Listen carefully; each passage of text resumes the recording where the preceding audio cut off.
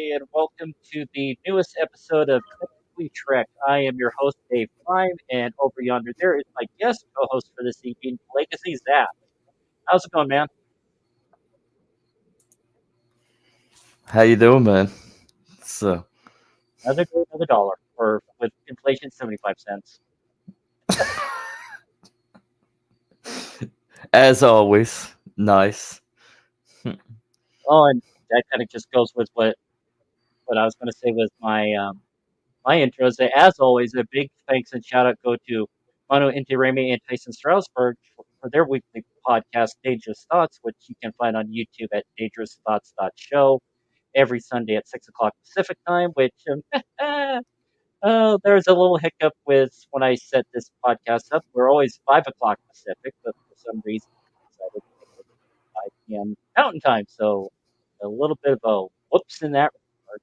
So, but yeah, so you can visit dangerousthoughts.show. They always got a lot of great guests, and from conspiracy theorists to ufologists to Bigfoot and everything in between. So, but also got to give a shout out to my regular co-host Katie, as saying she is still on the mend. So we wish her a speedy recovery. They hopefully will have her back in time for when we start talking lower decks here at the end of the month on October 30th, which by then I should hopefully have more lower deck stuff in the background because Paramount is actually sending me a lower decks poster. So yay! They must like me, even though I don't like the fact that they once again have removed all 10 of the first six movies from the original crew and the Next Generation movies is off of Paramount Plus again. You can find most of them on Amazon Prime. I think they're saying the Wrath of Khan is one of the ones that's not on or on Amazon Prime, which makes absolutely no sense. But No. it just means more reason buy physical copy so you can watch it whenever the heck you want it. And like with the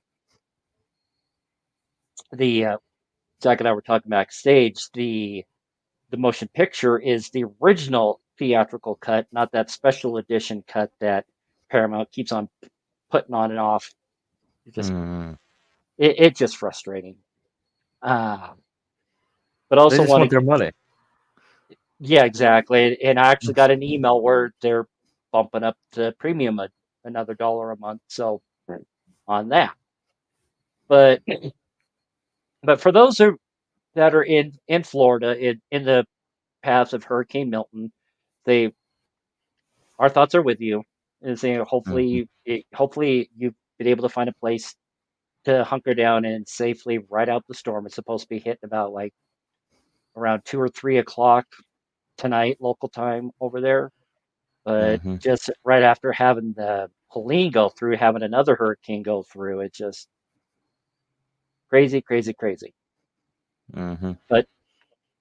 But tonight we're going to be continuing our retro rewatch, and we're doing a two-fer episode tonight, The Ascent from Deep Space Nine, where Quark and Odo they're button heads, but they gotta rely on each other to survive the desolate ice planet. And while on the B side of things, you got Jake and Nog, they're trying to be roommates together and they can't be total yin and yang. So I'm gonna bring my got got two speakers that join us tonight. We got Phil up in Canada, way away from the hurricanes, and Tyson down in San Diego. How's it going, guys? Doing great. I'm all right. That's all right. And I just realized I left. I had to switch over and to my bedroom tonight. Normally I have my nice little setup, but my back went out this afternoon, so I'm staying in my bedroom Oh and no. kind of lie back and keep myself supported better. So yeah.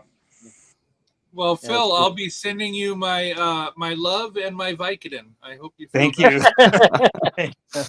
well, I think the Vicodin's better up in Canada, though. Probably. It's probably pure. I'm gonna leave. So. I just realized I don't have my notepad. I feel so unprofessional without my studio mic and my headset. So hang on a second. Let me see if I can copy Mr. Zach here. How's this? How's this? Sounds about the same.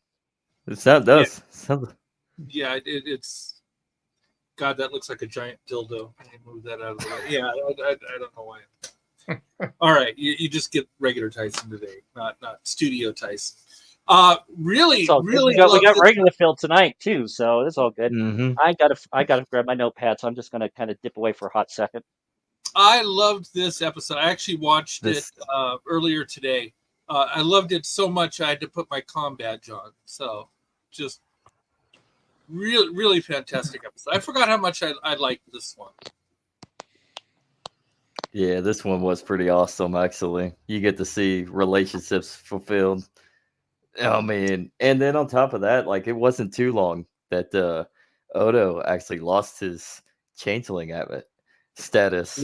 So you really get to see he really gets to feel like a human at this point. Yeah, I said, yeah, So he definitely felt the full brunt of that. There was, I think it was the Begotten. Was that the episode where he ended up getting yeah. his powers back with the infant changeling? But yeah, he was throwing his back out because he was sleeping so rigid. It's like, this is how I Mm-hmm. always walk. It's like, well, you never had a Yep. spine before. Silly Odo.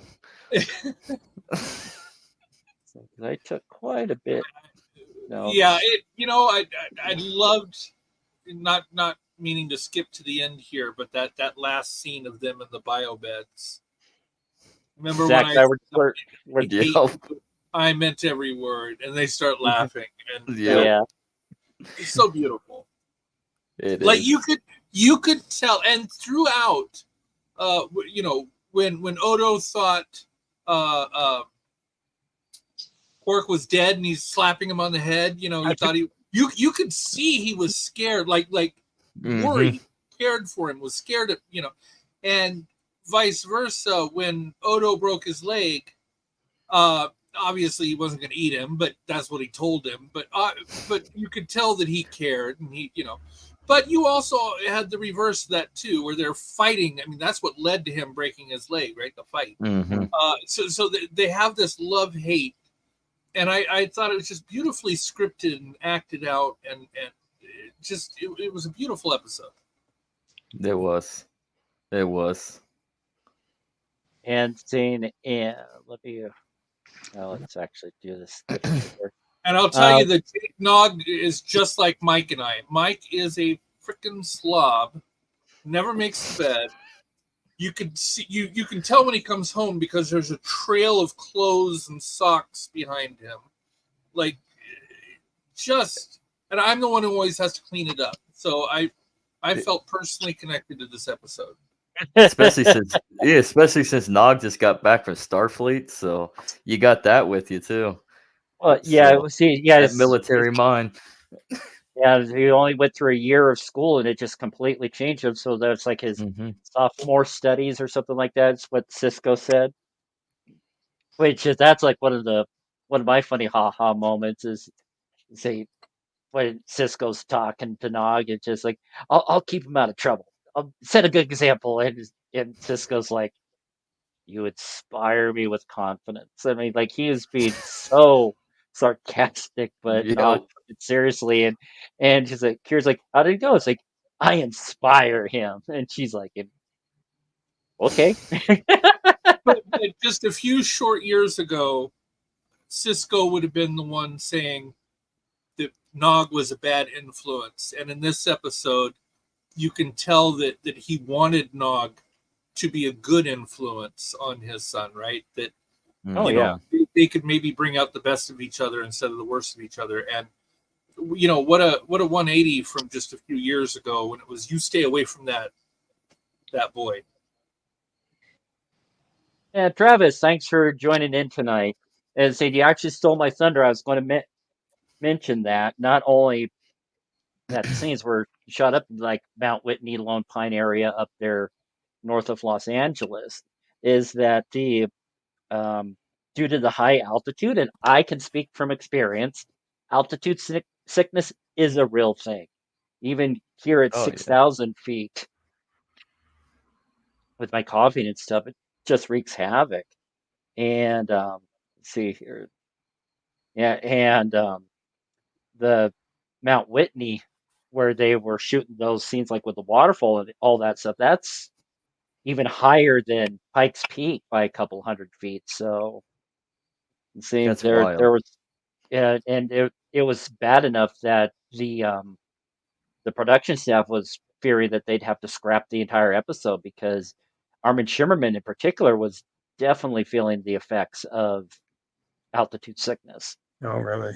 Yeah, One thing you have That to do is with wild. altitude is it takes your body a couple of days to adjust.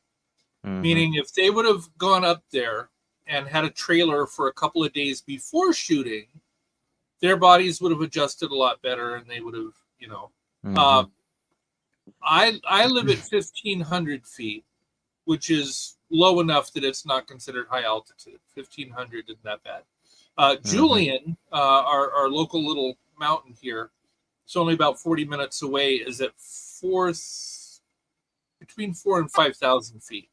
And that doesn't seem to bother me, but 6,000, I've been wondering whether or not I should even go to Colorado because, where Dave is and where Manu and Cassie and everybody is, that's 6,000 feet. And, with asthma, COPD, I don't know if my respiration would be as good as it should. But maybe we'll see. I have to definitely. Well, have as you to said, a couple days. yeah, as you said, you get used to it. So, I mean, it'll be a that's little rough with COPD and all that, but you eventually get used to it. So, yeah, saying COPD is rough, so. It is. that's why the U.S. Olympic team trains up here. Majority of all the sports are up here because of the higher altitude, so they can Mhm. adjust and they can perform better when they're at the lower altitudes. Mhm. Air Force too. Air Force has, I believe, an academy up there. The Air Force Academy, yes, Yeah, is they act. not 15 minutes as the bird flies from where I'm at. Coast That Guard is a, Academy is not up in the mountains because there's not a lot of coast up in the mountains. We train at But sea level. What can I say? but I think it was Armin that also mentioned that the medics were the true heroes of this episode because they were there. They were able to take care of the the cast and the crew while so they could complete those scenes up there. But a little side note, yep. that waterfall by Mount Whitney, you can actually drive to it. You don't have to go for a hike to go see. You can actually push your car and go see What it. if what if I want to go for a hike to it though?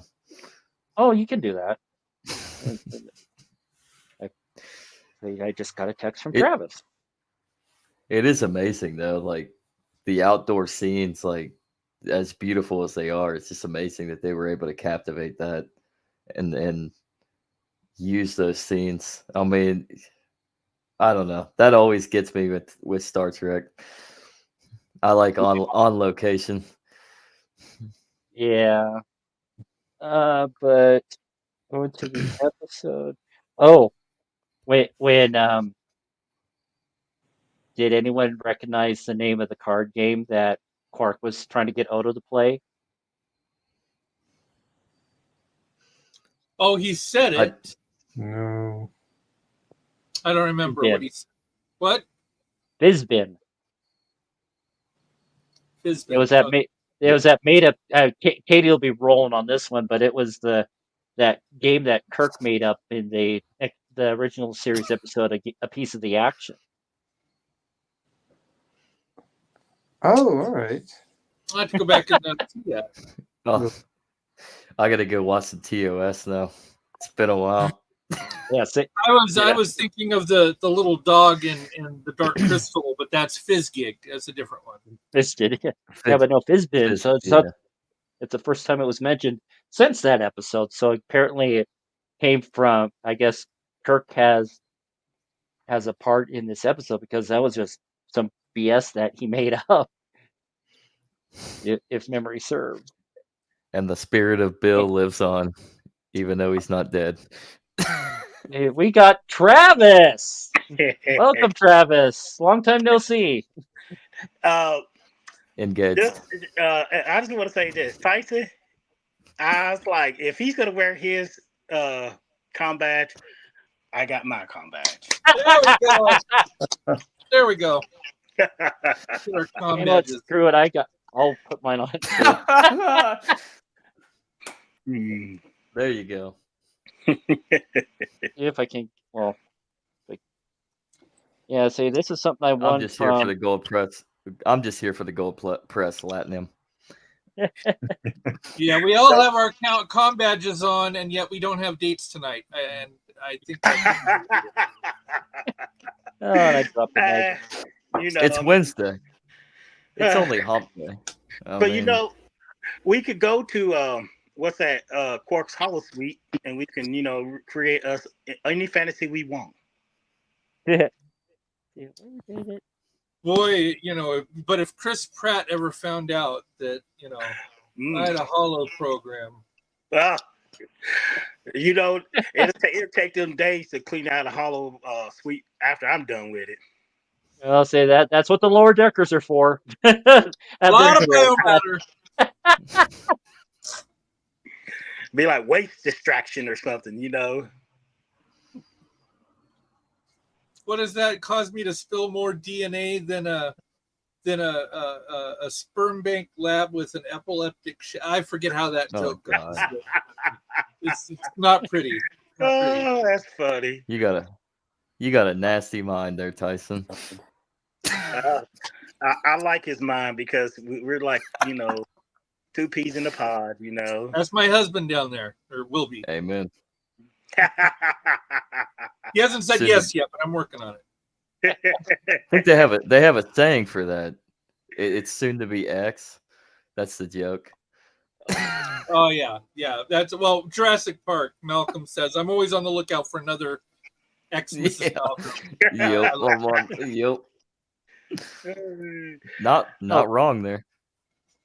Well, with the episode, one thing that when I rewatched it, made me think, it's like Ron essentially broke into Jake and Nog's quarters before either of them moved in there, and then of course Quark shows up knowing that no one's there. Why is he ringing the doorbell?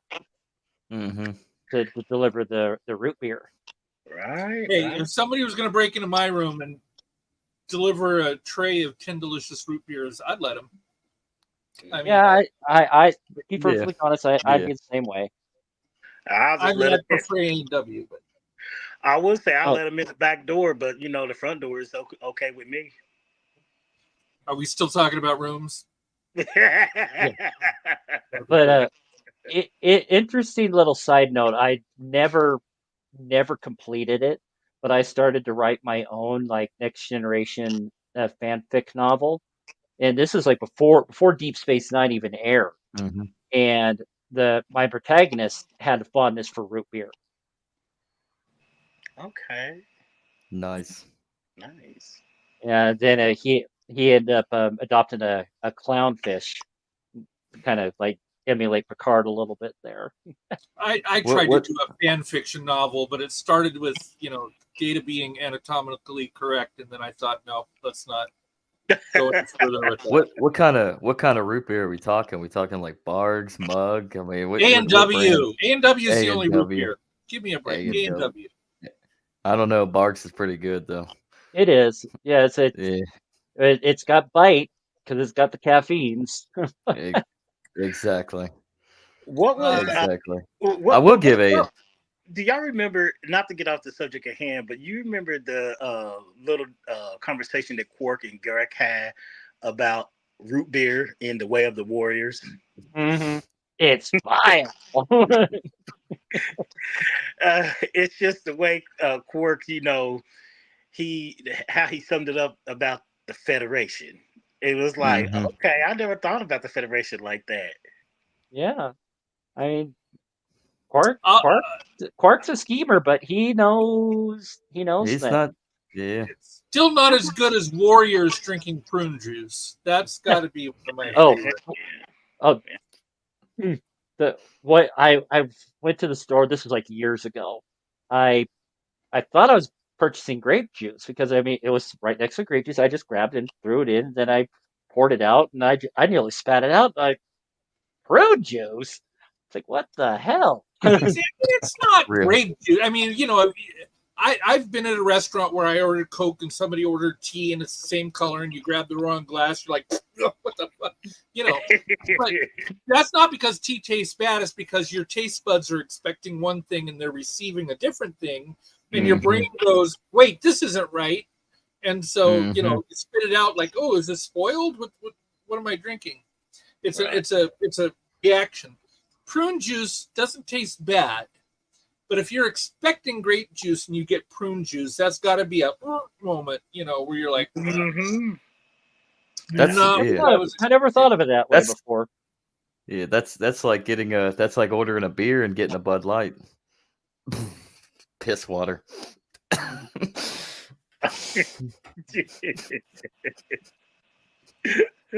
I like my Pilsners and my Pale Ales, thank you. Oh wow! So how's everybody doing? Back to you in the studio there, Dave. Yes. Or the bridge, I should say. The bridge. Wrong. Yeah. True story. I was at work and I was trying to be a smart ass, and there was a manager in front of me, and we're in the canteen area at Kaiser, and you know, there's like a refrigerator that has all these different drinks in there, non-alcoholic, of course. And I'm trying to be a smart ass to it. But I look over his shoulder and I said, "Where's the Bud Light?" That asshole pointed to the ice machine and said, "It's over there."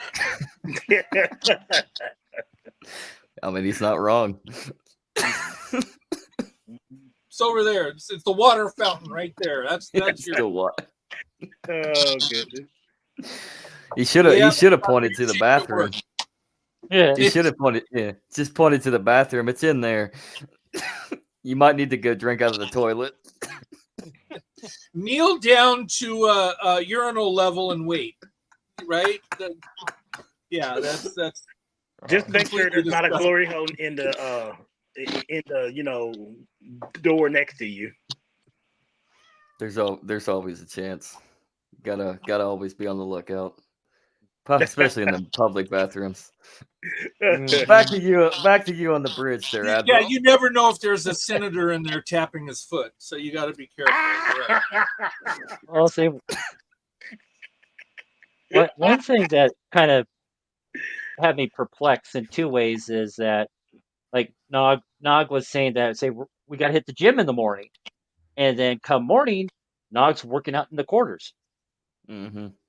I thought you went to the gym, dude. You know, it's funny to see them as kids, but they're really 11 years apart. Mm-hmm. The actor who plays Nog was born in 1968? 1968? Something like that, yeah. Yeah.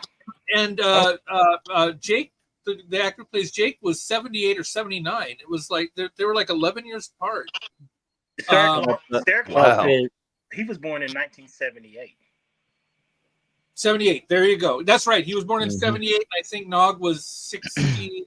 68 or 69. But they were many years apart. Yet they were supposed to be the same age on the show, basically. You know. Yeah, but January 6, 69 is when Eisenberg was born. There you go. But because Eisenberg had a partially developed kidney, he never grew to his full height. So he looked. I mean, he was 24 when he was playing that 12-year-old. Wow. He was 24 years old in 1993. Yeah. So he's using the height to advantage. Because, I mean, usually, because a lot of shows is that, well, actually, no, not even that. Saying a lot of, like, Melrose Place, 90210, Teen Wolf, as like all those shows, their actors are in their early, mid-20s playing high school kids. Yeah. Oh, 21 Jump Street? Yeah, they were all in their 20s. Yeah. Dawson's Creek. What's that, Travis? Dawson's Creek. Oh yeah. 90210. I know. We could go on. Yeah. Like, no. 80s and 90s kind of these high school shows. They'd all get like 20-year-olds to play high schoolers. Saved by the Bell. Oh yeah. What was Corin I'm a- Nimmick's Parker Lewis Can't Lose? Yeah, but no, I think Corin was just out of high school. I remember him on one of the first shows of Dangerous Thoughts. He was saying he was right out of high school he got that job. So, I mean, Parker yeah, Lewis. granted he was playing a few years younger, but I mean, he was like right there. I used to watch that show. Well, I used to watch that show because my birth name is Tyson Parker. Strasburg is my married name. So, Parker Lewis Can't Lose. Parker was in my name, so I had to like it. I like that. But Joshua Jackson, that's the name that's been at the top of my head from Baywatch. Oh yeah. from Oh Dawson's Creek. no. That was he was from Dawson Creek, wasn't he? Yeah, Yeah. Dawson's Creek. Yeah. So, had a crush on him back then. Had a crush on him when he was in Fringe. So I was gonna say, yeah, he was in Friends, so Mhm. good show, by the way. He's Yeah. Canadian. Baywatch. But Baywatch we used to call it here at my house. Baywatch, we used to call that bobbing tits because that was the name of the show. Hey, is bobbing tits on tonight?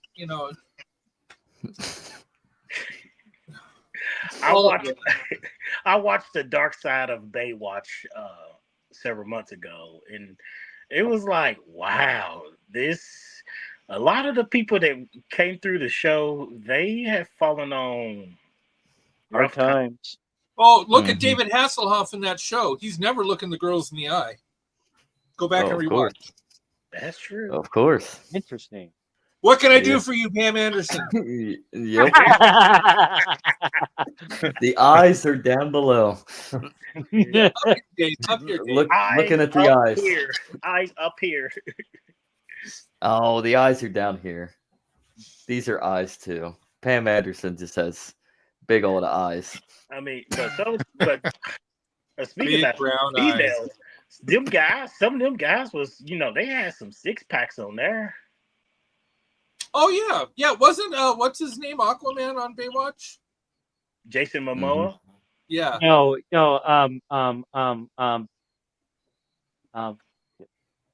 One more. Um, Come on, brain. I just did that just for the hell of I it. thought he was on Baywatch. I thought Jason Momoa was on Baywatch. Baywatch Hawaii. He was Wait. on one of them.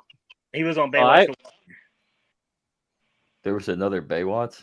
Yep, Baywatch Hawaii. I mean, Yeah, I remember that.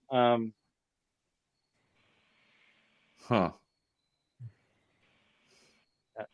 My brain is just not working. Alan Ritchson, that's who I was thinking of. The other Mhm. Aquaman went back in Oh yeah, that was from Mm. Smallville.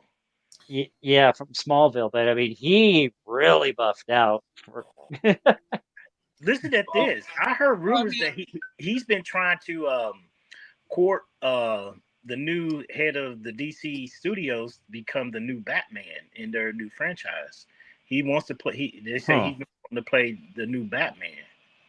Well, he's definitely got the I build don't for know, it. but Batman was never ripped. I mean, if you look at all the he's not Superman. He's Batman, right? I mean, Michael Keaton, does he strike you as a mimosa type? Or Momoa, not mimosa. Mimosa, definitely. Somebody had some mimosas on the mind. God, I want to have a mimosa. I want to have a Momoa. I'd like to have I'd like to drink a mimosa on Momoa. I could. Oh God. Oh yeah. Boy, the show is going south, Welcome. Dave. Wrangle us back. Yeah, I was going to say, back to welcome the to- episode. The Yeah, technical welcome to Let me Dirty ask, Tyson. I was gonna ask this to the room. When they mentioned the gym, I always wonder, where did Deep Space Nine have their gym? That's what my question. I always thought it was Before probably the before we holodeck. went south. I thought holodeck probably they make one. Yeah, that's holosuite, what I yeah. would think.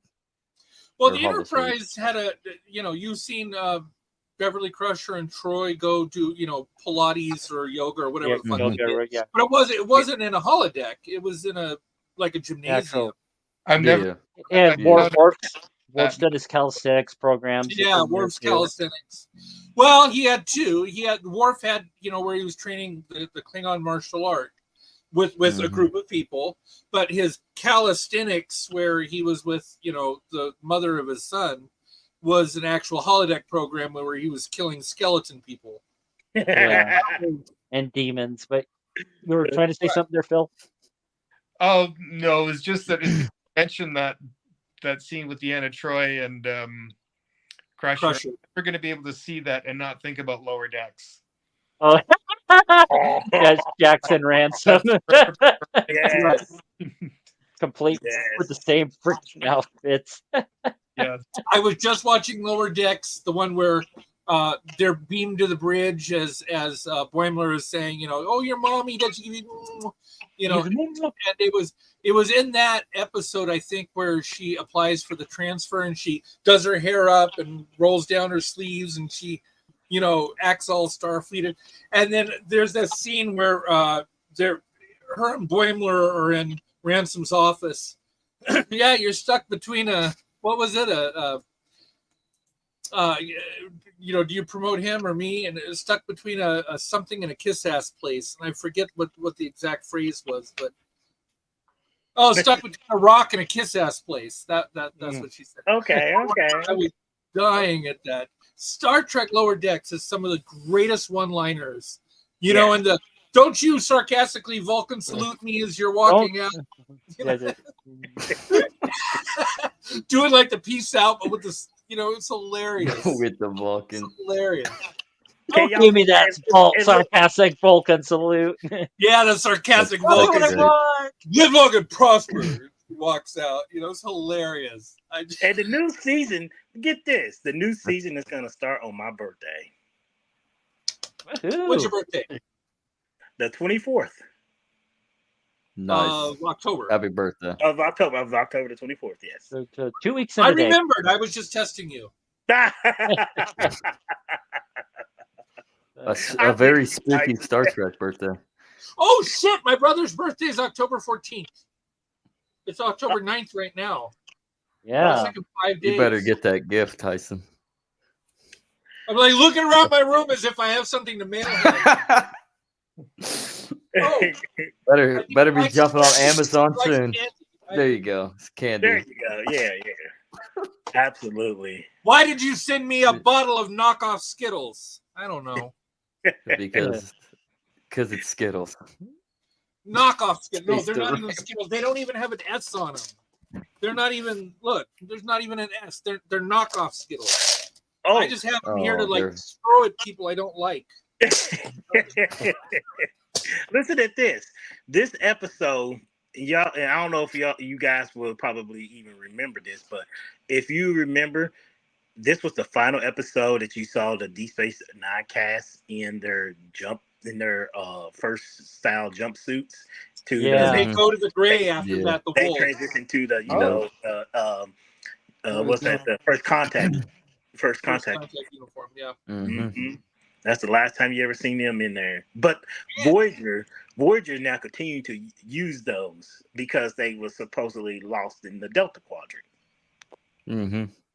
Right. But on the flip side, I would say that you'd think that once they made contact with Starfleet, that one of the uploads that they say, "Hey, here's templates for the new uniforms." Yeah, DS9 started with that comm badge. Yes, you wearing them. Finished with the triangle one, which they're all triangle. I mean the not circle. Rectangle. Yeah, mm-hmm. Triangle. What the fuck? How many mimosas have I already had?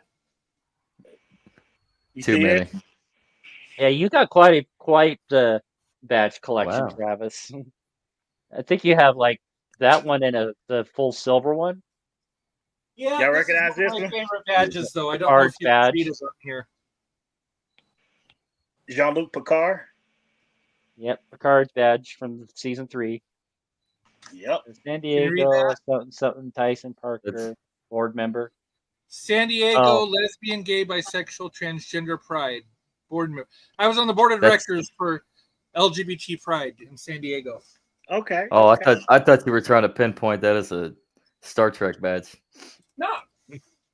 Well, he started with a Star Trek badge, but then progressed to that. I mean, unless Jean-Luc Picard is a little fey. No, he might be. Maybe. He could maybe be. in a different reality. Who knows? There's so many. He is French. French. Yeah. I don't think they count gay or straight. It's just, do you have a pulse? And are you cute? Hell, we thought 7 or 9. She, until Picard came along. Yeah, because she had a thing for what's his name, Chakotay, right? Yeah. She wanted to be romantic with him, and then she ended up on Picard being romantic with Ralphie. Rafi. That's right. Yeah. Mm-hmm. Don't know how that works. Then she Clam became her first officer at the end of season 3.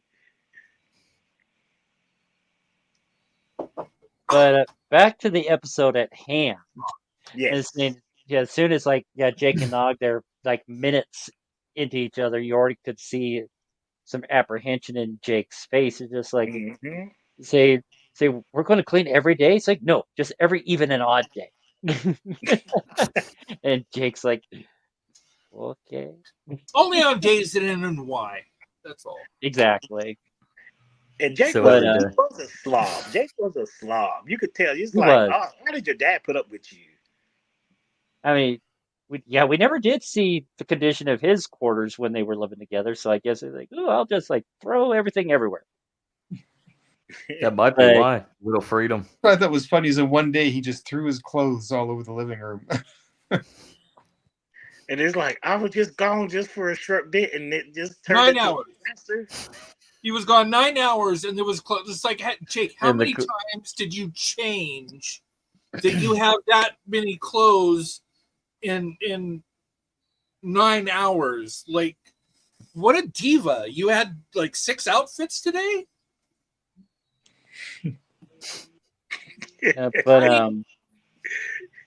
but you got to admit, I'm thinking like Armin and Renee had a blast doing this episode, especially with the runabout scenes.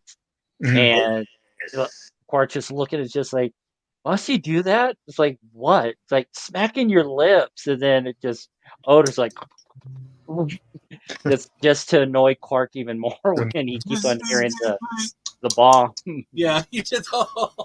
And you know what? Also too about this episode, it really gave us an insight of what something like I wouldn't call it a gang.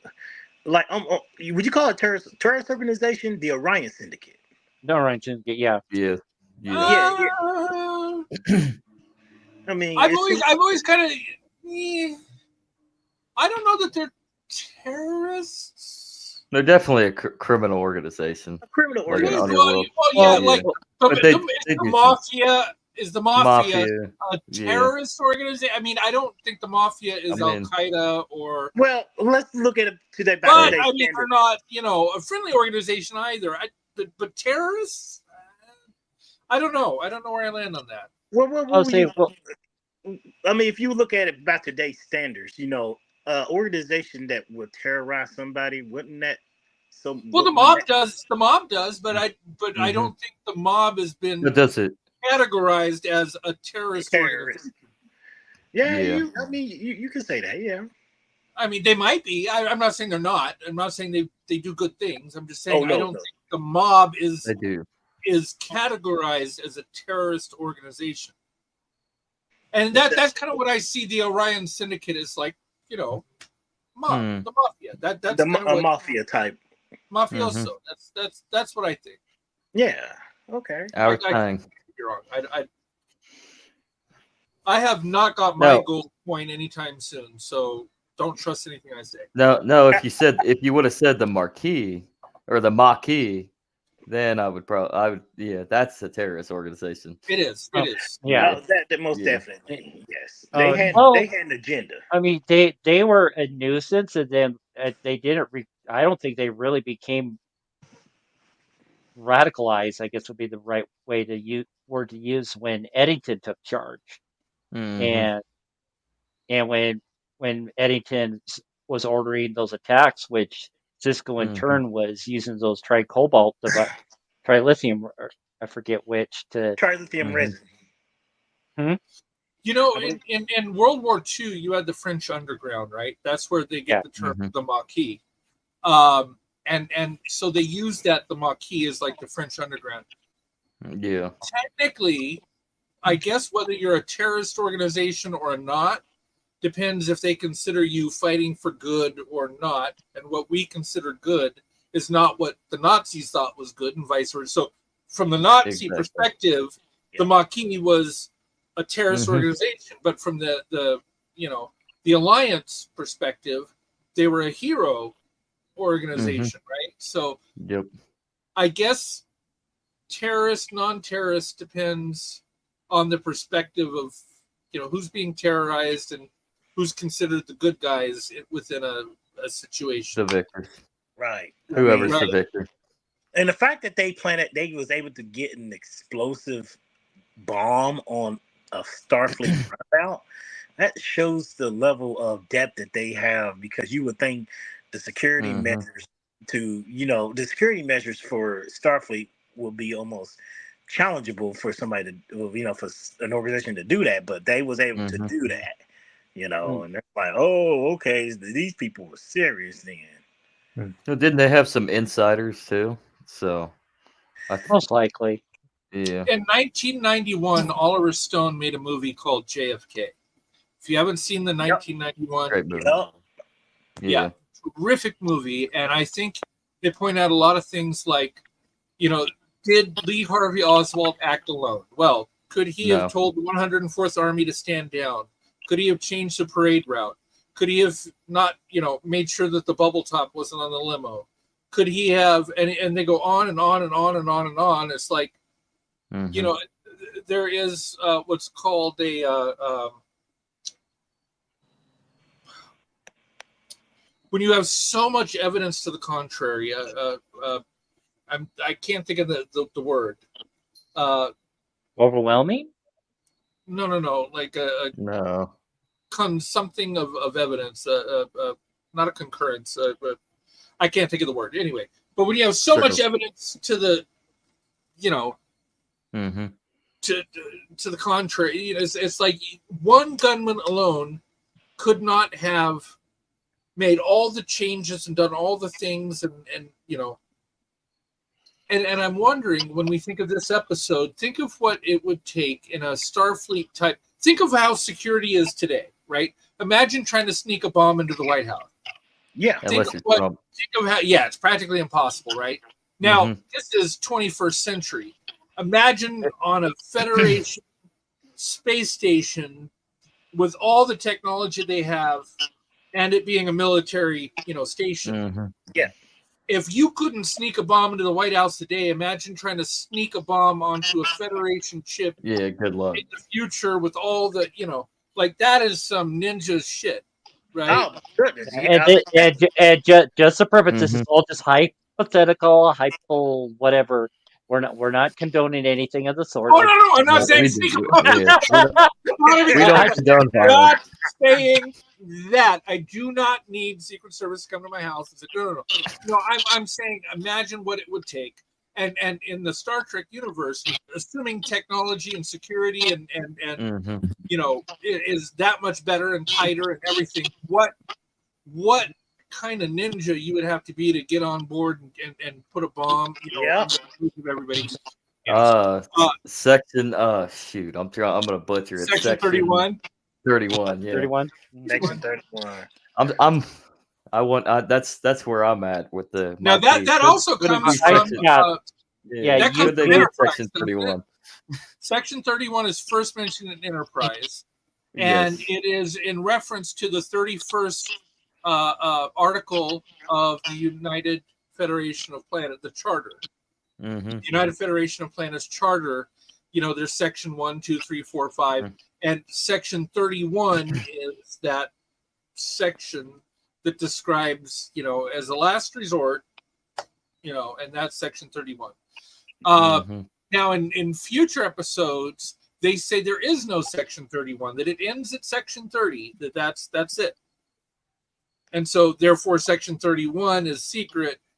But in Enterprise, they do mention that a Section 31 of the Charter exists. So, a little bit of... In Enterprise, yes, they did mention it was Article 13. Article 31, which is Section 31. Or not article, section. It was Section 31. Is actually in the Charter. Yeah.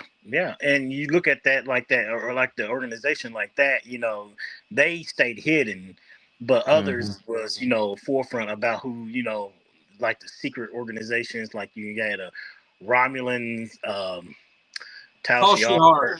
the Mm-hmm. Kardashian Obsidian Order, City in but order. Mm-hmm. stuff like that. These secret police and stuff and everything. But we also did see the Orion Syndicate in Enterprise too. They operated in Yeah. Enterprise, and apparently Mm-hmm.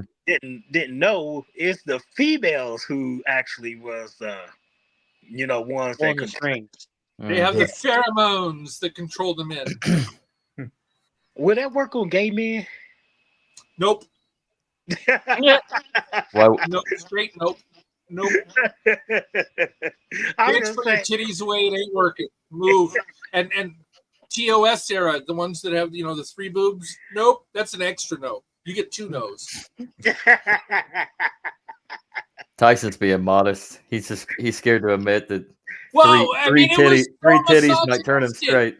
A 3-titty alien, but I never saw like a quad ballian or anything. Like, why weren't there men that had extras? It's always the women that had the extras. A quad Why? ballian. Wait. I Why trademark shouldn't? Why aren't there men with extra titties? What? extra ball quad ballian 4 nuts. I don't Oh my. quad Well, ballian. Quad volley. well, Klingons Or a have double 2 dog. dicks. I don't know. It's just something other than I don't know. Men can get pregnant now, so in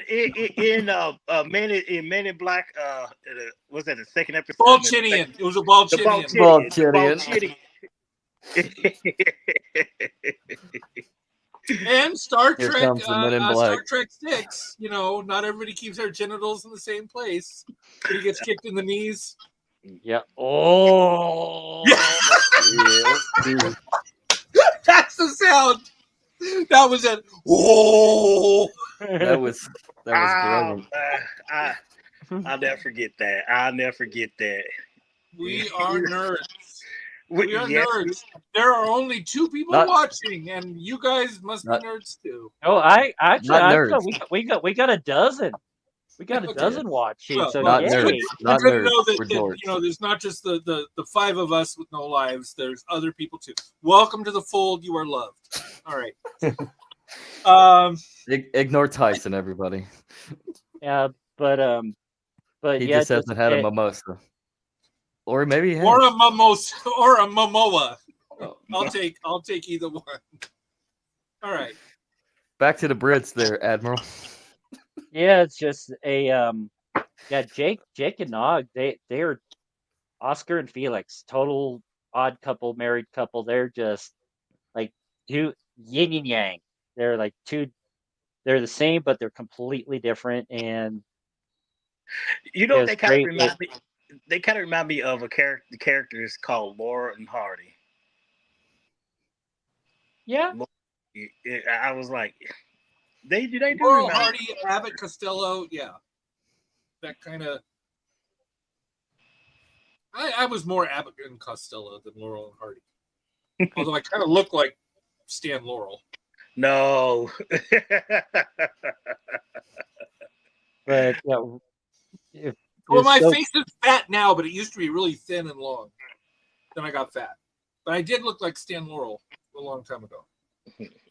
yeah, but when Nog ended up moving out of the quarters and moved back in with his dad, his Rom's thinking is that Nog's a changeling. He's thinking, I took his blood. It's been 8 hours. It hasn't changed yet.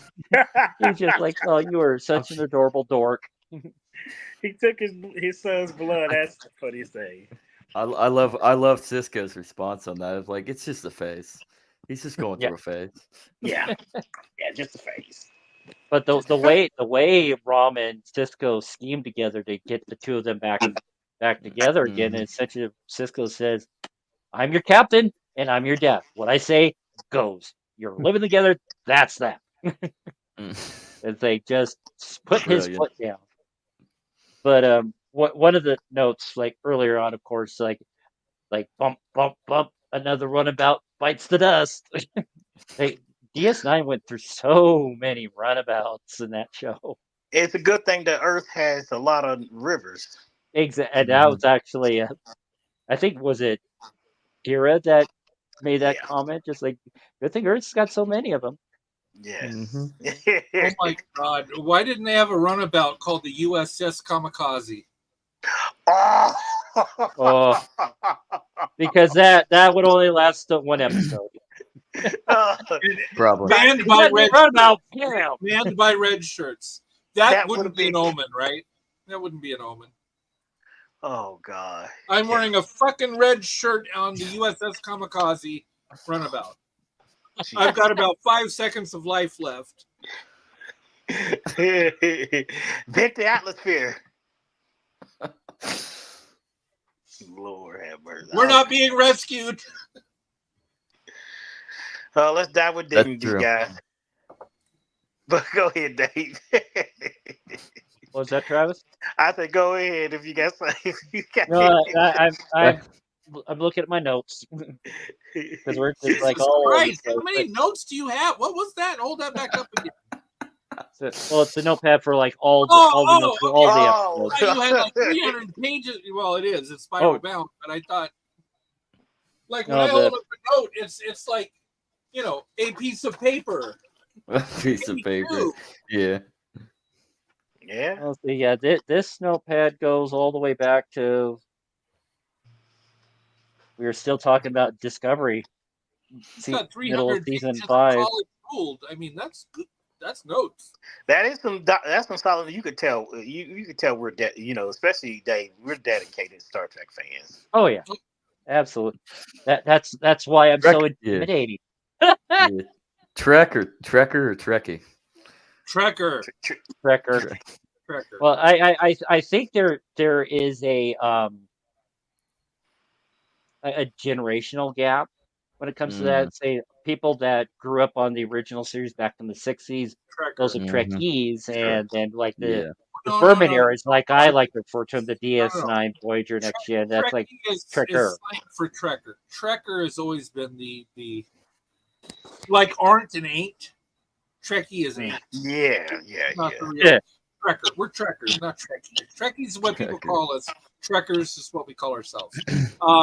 By the way, Zach, I wanted to Dave and Zach, both of you. Dave, you posted the John Denver. Love him. Zach, you said he's a legend. He is a legend. He is a legend. Yeah. Rest in peace. Yeah, we're talking about the DT Discord. So if you're interested, you can just go to bit.ly, so bit.ly/DT_fam. That'll take you to the DT family Discord, and you can join in, get some behind the scenes stuff that we don't talk about on camera and stuff like that. So feel free to sign up and join. And more Good shenanigans. segue on there. Exactly. Including, say, there's a subsection just for this show too. So I'll be posting the links for the show, the topic, all that. Yeah. And hopefully someday I'll get rid of this stupid cough and sneeze. If you're one of the 12 people watching live right now and you would like to join, have your picture up here and talk with us crazy people, if you look in the description below, click the more button, you'll see a link. Click on that. You come on live and talk to us. And believe me, don't bite. I bite a little bit. Tyson might bite. You want us to. No, see the link in the YouTube description below is actually, for whatever reason, is last week's link. So if you go to the live chat, there's links up there that'll show. Scrap what I said. Go to live chat. Click on it. Join us. We'll talk with you. Absolutely. It's a lot of fun. Yeah, so there it is right there. It's from an earlier chat. It's the Huya link. It ends in Huya. That's the link we want. Yeah, I guess so. And, I'm still reading it sideways. Which is okay. Yeah. Tyson, you and Mono cracked me up over the on Sunday show when y'all was like, we two white guys talking about race. I was like, that is the funniest thing. I love it. I was like, that's what one of the shows need to be about. Just talk about, I knew you threw out some stuff out there about like comedy that will probably get canceled now. Stuff like Archie Bunker and George Jefferson stuff. You ever think about this? You remember in Living Color Oh yeah. That's where Jim Carrey got his Brilliant. part. Mm-hmm. The Wayne's And family. Wayne Brothers, yeah. Oh my goodness! And Oh. then they used to have the skits. What's that? Men on Films. Oh, I love that. 2 steps up. Yeah, yeah. 2 steps and a Z In form. Z formation. That was. I used to. Keenan Ivory Wayne's. What were the other Waynes? There was Marlon, Marlon Damon, Wayans. and Kim was their sister. yeah. Oh my God, they were hilarious. And back then, if you look at the credits, it's James Carey, not Jim Carey. But back Yes. in Living Color, it was James Carey. But they were, Oh, oh John my God, Wayne. they were heroes. Men on Film was one of my favorite. And It this is was back in the about- early 90s when gay people weren't accepted. But, and if you want to go back even further, and I know I talk about this a lot, but Are You Being Served is a comedy filmed in England and aired in England. And it revolves around a department store. And one of the main characters is obviously gay. Claiborne Wilberforce Humphreys, Mr. Humphreys. And it's just hilarious. And people fall in love with him. And when you have gay characters, from the 70s, 80s, 90s, that people fall in love with and they really like to see, it softens the hatred towards gay people. And one of the things that I love about Star Trek, especially, in Next Generation did that episode with the androgynous race, right? That was about as close as they could go at that time. But Discovery is overtly obvious, with the Doctor and the engineer, with Picard, 7 of 9, and Rafi. That it's become more accepted, and that's what I think Star Trek and this DT community is all about, is that you can be straight, you can be gay, you can be black, you can be white, you can be nerdy, you can be popular and physically, but you can be everything and be loved, accepted, and just be wonderful. And that's what this is all about. I love it. And you know what too about that is not to get off our topic at hand too. You start thinking about this, shows like In Living Color didn't come out and vilify, people of the LGBT community. They just made fun of the stereotype of what, gay, people perceive that gay people were. Like stereotypes. Comedy heals. Comedy heals. It does. And one person I think of all the time, and he passed away shortly, but it was Leslie Jordan. And Leslie Jordan played a character, he played a Ferengi in Voyager 2. But Leslie Jordan, you could just tell as soon as he opened his mouth, it's like you're not laughing because he's gay. You just laugh because just the way he is. It's like you just look at, you just be like, oh man, you played a Klingon, Leslie Jordan. He played a Ferengi.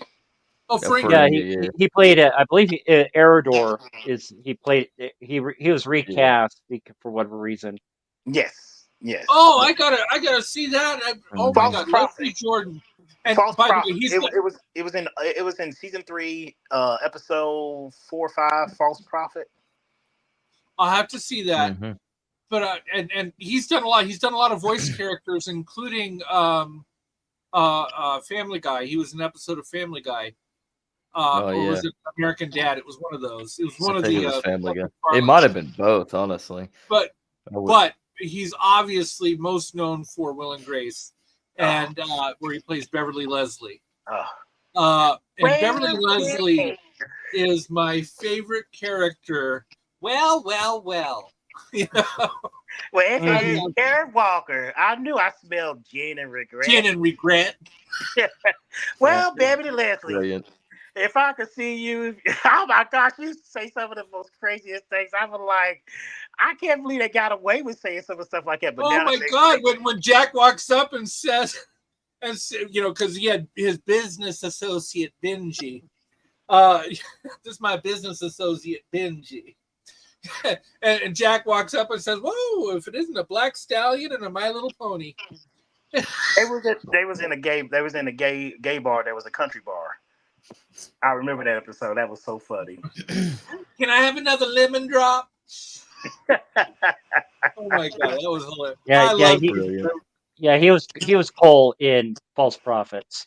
Yeah, The shorter Ferengi. He only died a couple years ago, right? He had a heart attack Mhm. while driving and he crashed into a building. Oh, I That's what a way to go out, I actually. know. He was wonderful. Yeah. He was just Yeah. my favorite. Love him. So to stay on that, are you basically saying that Star Trek was woke before it was cool? Oh, Star Trek Star was Trek's woke. been woke since '66. Exactly. The I first mean, the first televised, not filmed, but first televised first interracial kiss in the U.S. exactly. And some southern states refused to show that particular episode yes, they for that did. very Yep. reason. Mhm. It was Gene Roddenberry had always wanted Star Trek to, future looking, where it wouldn't matter if you're a Republican, an independent, a Democrat, if you were Mm. black or white. I mean, he even Mhm. did an episode where they were black and white. Like, literally, Yep. he couldn't have made it more fucking clear, right? He's like, Mhm. black, white, but he's black on this side and white on this side, and I'm white on this side and black on this side. And they blow up the freaking planet, right? Mhm. Because they warred each other to death and the planet was gone. It's like, Mhm. he couldn't have been more clear about this is your future if you don't change it now. Mhm. It's just brilliant. I love it. Speaking about that, I saw something about Gene Roddenberry he was in the 80s. He was when he was creating Star Trek Next Generation. And I don't know if this is true or not. This is just a disclaimer stuff and everything. But I remember hearing something about the LaForge character. He wanted Geordie LaForge to be an openly gay man, but the networks and the Paramount now, the people above him said, no, you got to keep this character. If I may, Phil? um, uh, Sulu, Mhm. George Takei Okay. had actually Mhm. in during the original series had approached Rod and asked about very early on about making the character, about either making the character gay or having a gay character on it. And Roddenberry wanted to, like, he was for it, but knew the networks would never go for that. Mhm. Yeah, I was just crossing that line, unfortunately. He couldn't even have a woman first officer. Like not even a captain, a first officer being a woman in the pilot. They're like, no. And that was Majel Barrett as number one. Yeah. They said, nope.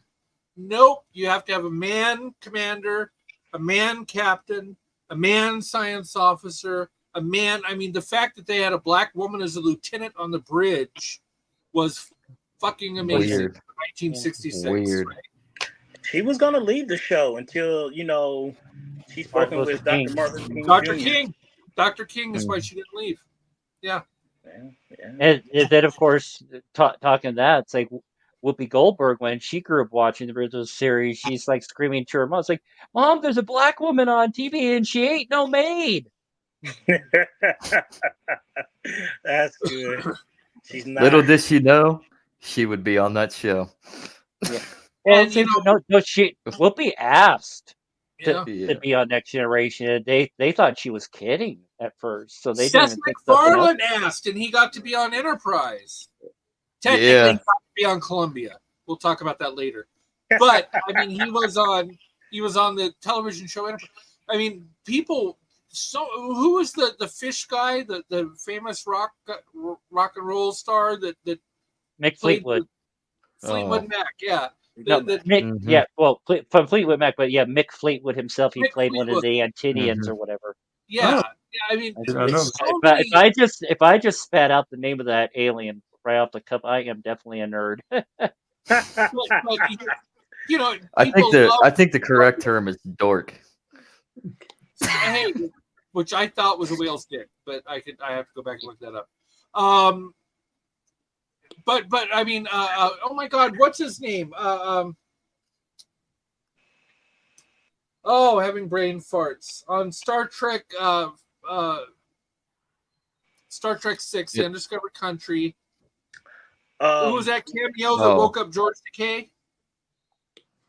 Oh, Christian Slater. Yeah, Christian Slater. Yeah. Like so forgot many he was different cameos. Yeah, I You forgot have he was in right? Star Trek. Yeah. Yeah. Oh yeah, and you know, there's a lot of people. A lot of people that came through. You would think you'd be like, oh my god, I can't believe that person. Did a did a tour on a Star Trek show from like hmm the '90s and stuff and everything. This was before all the recent stuff that came about and everything else. You wouldn't even think too. You'd be like, wow, I didn't even think about uh, in Deep Space Nine. Let me give you an example. What's his name? The singer Iggy Pop. Yeah, played Right. a Yeah, Vorta. yeah, he played Yep. a Vorta. I was like, okay, okay, that's pretty nice. And a lot of people, are fans who were fans and still fans. They all, they had their, I guess, their managers or agents and stuff, say, hey, can you try to get me a, gig on one of these Star Trek shows? What one of the cameos that actually broke me a couple of years ago was the end of season 3 of Star Trek Discovery, and Oh, United Earth was going to rejoin the Federation, and you saw the shuttle land, and I'm sitting there watching. Now, I had no spoilers. I had no idea who this was going to be. The doors open, and the president of United Earth walks out, and it's Stacey Abrams, and I cried like a baby. I like tears of. I was crying. It was the most beautiful cameo I'd ever seen in my life. I when was. I cried when I And saw Enterprise D return. I was on the phone with Dave. I said, Dave, I'm in tears. Amen, brother. oh, dude, yeah. Season 3 of Picard. That was the thing that Travis and hmm I did. We both like 3, 2, 1 hit play. We were both watching every episode of Picard like at midnight immediately when it aired. It's like I knew it was coming, but when it came, it's like, oh my god. I did not know. I did not know they was gonna bring back the Enterprise D, and I was like, I I did, but I knew they were going to bring it back. I didn't think it was going to be when I that was going to be. I didn't I know they were assume, going to do that. That was a surprise. It was beautiful, but it's That was still for awesome. me. It doesn't beat the Stacey Abrams cameo. That yeah, was that was something. especially because she had just lost the gubernatorial race for Georgia against Brian Kemp, and I had so wanted her to win. I'm a Oh, me Californian. too. I don't know why Me I too. was so involved in Georgia, but Hey, how can you not? National politics, man. maybe she didn't become governor, but by God, she became president of Earth. Oh, So fuck you, Brian Kemp. That's all I have to say. Tyson got to get one in, got to get a jab and twist. President of Earth. Yeah. Hey, the doctor from Voyager, he was president of Earth one time. Bride of Chaotica. Yeah. Yep. hmm I'll be right back, guys. Okay. But No, but yeah, this the episode at hand, Dave. I like how it really transitioned in a sense from seeing the end, because it was in 1990. Was it 1997? I believe it was I believe it ended in 1997, transitioning hmm into 1998. You're going into, because I remember when they're in the New Year's, their uniforms change and stuff and everything, and I'm like, I can see now we're really getting we're really getting in depth and deep into Deep Space Nine, and by the end of season 5, full on. It's a Dominion War. It's just break. It was like, wow, here we go. We knew it was coming and stuff and everything, but it was not. It was nice to see, the transition, because I always wondered. I say, look, when First Contact came out, you was thinking, wow, they changed their uniform, but then, the week later in DS9, their uniforms hasn't changed, and it's like, okay, are they going? Or is the same continuity time? I mean, I know it's in the same time frame, but are they gonna do an update and change in their, in the style of their uniform and stuff like that? It only took just a couple episodes before they made that Mhm. transition and be like, we're gonna do this and stuff. And I was like, okay, I was really appreciate to see that they actually, had a like, way that they went about it and stuff and everything. Because the next episode, it showed that, hey, look, we're all in. This is gonna be a whole totally different, upcoming, second half of the season, because it seemed like it was the first half of the season and they transitioned into the second half. Back I Yeah, remember reading a tweet when they said, "When did Star Trek get so political?" And somebody replied, "1966." Yeah. Damn right. Yeah. yeah, Yeah. but there's like those weird. You'd think with a show with a big budget like Star Trek that they'd measure the actors properly for the costumes that they're going to be wearing. So like Mm. that first episode, yeah, Cisco's comm badge is way up here in the gray part of the uniform and not below like everyone else, because it's just kind of like the reverse with Generations, because Mhm. Jonathan Frakes was wearing Avery Brooks's DS9 uniform because he wasn't fitted properly for it. So they just like, oh, they're almost the same size, just wear it. And saying so, Mhm. you'd think you'd you'd think, but then again, you're thinking. And they got to, and they have to, they set a budget and they have to run on a budget. So a lot of the stuff that they rerun that is they're used the same costume on different actors and stuff and everything. And you wouldn't even think, like, I didn't even know that Jonathan Frakes used the one that Avery Brooks used in DS9 and stuff and everything. It was just like, Mhm. and then you look back and you're like, why his sleeves rolled up? Like, oh, that's why, because his uniform, the uniform that they gave him, was, it fit him to a degree, but it Hmm. wasn't. It wasn't the it wouldn't look right Mhm. if he had the sleeves rolled down. So they made it look like he just kind of always got his hands in things. Yeah. But along that subject, though, too, with the transition of the uniforms, they did a brilliant job of explaining why there was a couple episodes without the Defiant, because it was in the Battle of Sector 001. I mean, Yes, so yes, Mhm. it was adrift but salvageable. So I mean, it was undergoing repairs yeah. from Oh, Mhm. fighting the Borg. So that's why we didn't see it. So at least she got to see what she was designed to do. Wasn't there two Yeah. Deviants? Yeah, yes, well, in the Mm. yeah, the end is towards the end of season 7, when the Defiant did get destroyed, the Sao Paulo, which was a Defiant class ship, was renamed Defiant. Defiant. yes. Yeah. Oh, Yeah, it was the first Defiant was basically, it was the prototype. it was the It NX, and I yes, think the new Mhm. one was an NCC, right? yes. Yeah. Mhm. Hmm.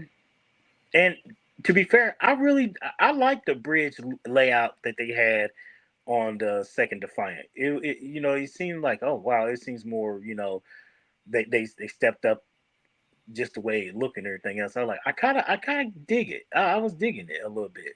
Still don't understand why a bridge had to have carpet on it, but just you know, Hey, Picard They missed the carpet, so they just want to be fancy when they're in battle. you just remember the gym had already Pinkies been out. set down. They removed the chairs. Wow. Oh, guys. Well, I may have to cut this short because it is 9:15 Eastern Standard Time, and my behind has got to get up at about 5 in the morning. uh, Oh Oh, goodness. yeah, What that's state? kind. Mhm. it's the 5 in the morning now. Yeah, I'm a day shifter. I work from 7 a.m. to 5 a.m. or 5 p.m. 5 p.m. Yeah, Of, 7 to 4 That's a myself. long day. But Travis, what state are you in? West Virginia. West Virginia. How Yeah. did you fare with the really? tornado, Helene? Well, we actually did. Our power went out. Well, we did get wind and we got quite a bit of Mhm. rain, but we didn't get to the point where what happened down in, like, Eastern Tennessee, Western North Carolina and in Georgia and stuff and everything. We didn't get hit, but we got it picked up Friday about 2 Fridays ago? Yeah, 2 Fridays ago. We lost power for about 4 or 5 hours and stuff, and across the region, a lot of people lost power and stuff and everything, just because it was just the wind just picked up real. It just came out almost out of nowhere, and the rain poured down, and we really needed, because this area, we was in a severe drought, and people was complaining about, like, there was no rain. People grass was brown and died. Yep. It was terrible, and stuff. And when that rain came through, it was like, well, a sigh of relief in a sense, but but the devastation that it brought to the South Carolina, North Carolina, Tennessee. South and east of where you were, right? Yeah, yeah, yeah. It's about Asheville now is about at least a 5.5 hour drive, 6 hours, something like that. So yeah, they got hit hard down there. They got Yeah. and then a buddy of mine right now, I've been texting him off and on. He lives in St. Petersburg. Him and his roommate. She lost her car doing Hey Ling. His roommate lost her car. It got flooded and stuff and everything, and they didn't make it out. They went to Largos. They staying with a friend of theirs in Largos, and he posted some Largo. huh? Largo. Yeah, yeah, yeah. Yeah. he Yeah. uh he posted some videos that started just raining, and all of a sudden the wind picked up, and it just started, like, you could see it going sideways. And him and his roommate, Wow. they got out of there, out of the evacuation area that they was in the nick of time. He said they couldn't get out of the state because there was no gas. So he was like, he was just updating a lot of us, because he has friends and family up in Columbus, Ohio, and some of us here too and stuff. A lot of us been texting him and stuff and everything else, but we just say, hey, look, you be safe down there and everything else and stuff. He also has like a candle. He makes candles, for a side gig and stuff. And a lot of people, quickly before the hurricane came in, they bought up a bunch of some of his candles and stuff, to Wow. help with just some support and everything else. I told him, I said, look, when things get back, know able to get back to uh, making candles, stuff like that. I said my mom's birthday is the 23rd of October, and mine's the 24th. I said I probably want to get us a couple of candles from you and stuff and everything, just so I can throw out some, like, support and everything else, because I seen other people throwing out support and trying to help and everything. I was like, I gotta figure out what I can do. So I was like, I'll buy some candles from you. I'll get some candles from you and stuff and everything, show you some support and everything, whatnot. It's always Awesome. it's always good to have analog supplies. What I mean by that is, if there was an EMP, electromagnetic pulse, if there were solar flares, if there were anything that would disrupt the power grid or disrupt electrical use, having a candle that burns, when batteries don't work and electricity doesn't work, a candle will burn. So having things that you can use analog that don't require electricity or digital or whatever. It's always good to stock up on candles. Always good. You know what? Believe it or not, we may live in a technological age and stuff, but sometimes getting back to the horse and wheel buggy, I hate to say that, it will work. You need to be prepared, like doomsday You prepper. If always. anything were to happen, what happens if the power grid goes down? Do you have the ability to cook food without electricity? Do you have the ability to see in the dark without electricity?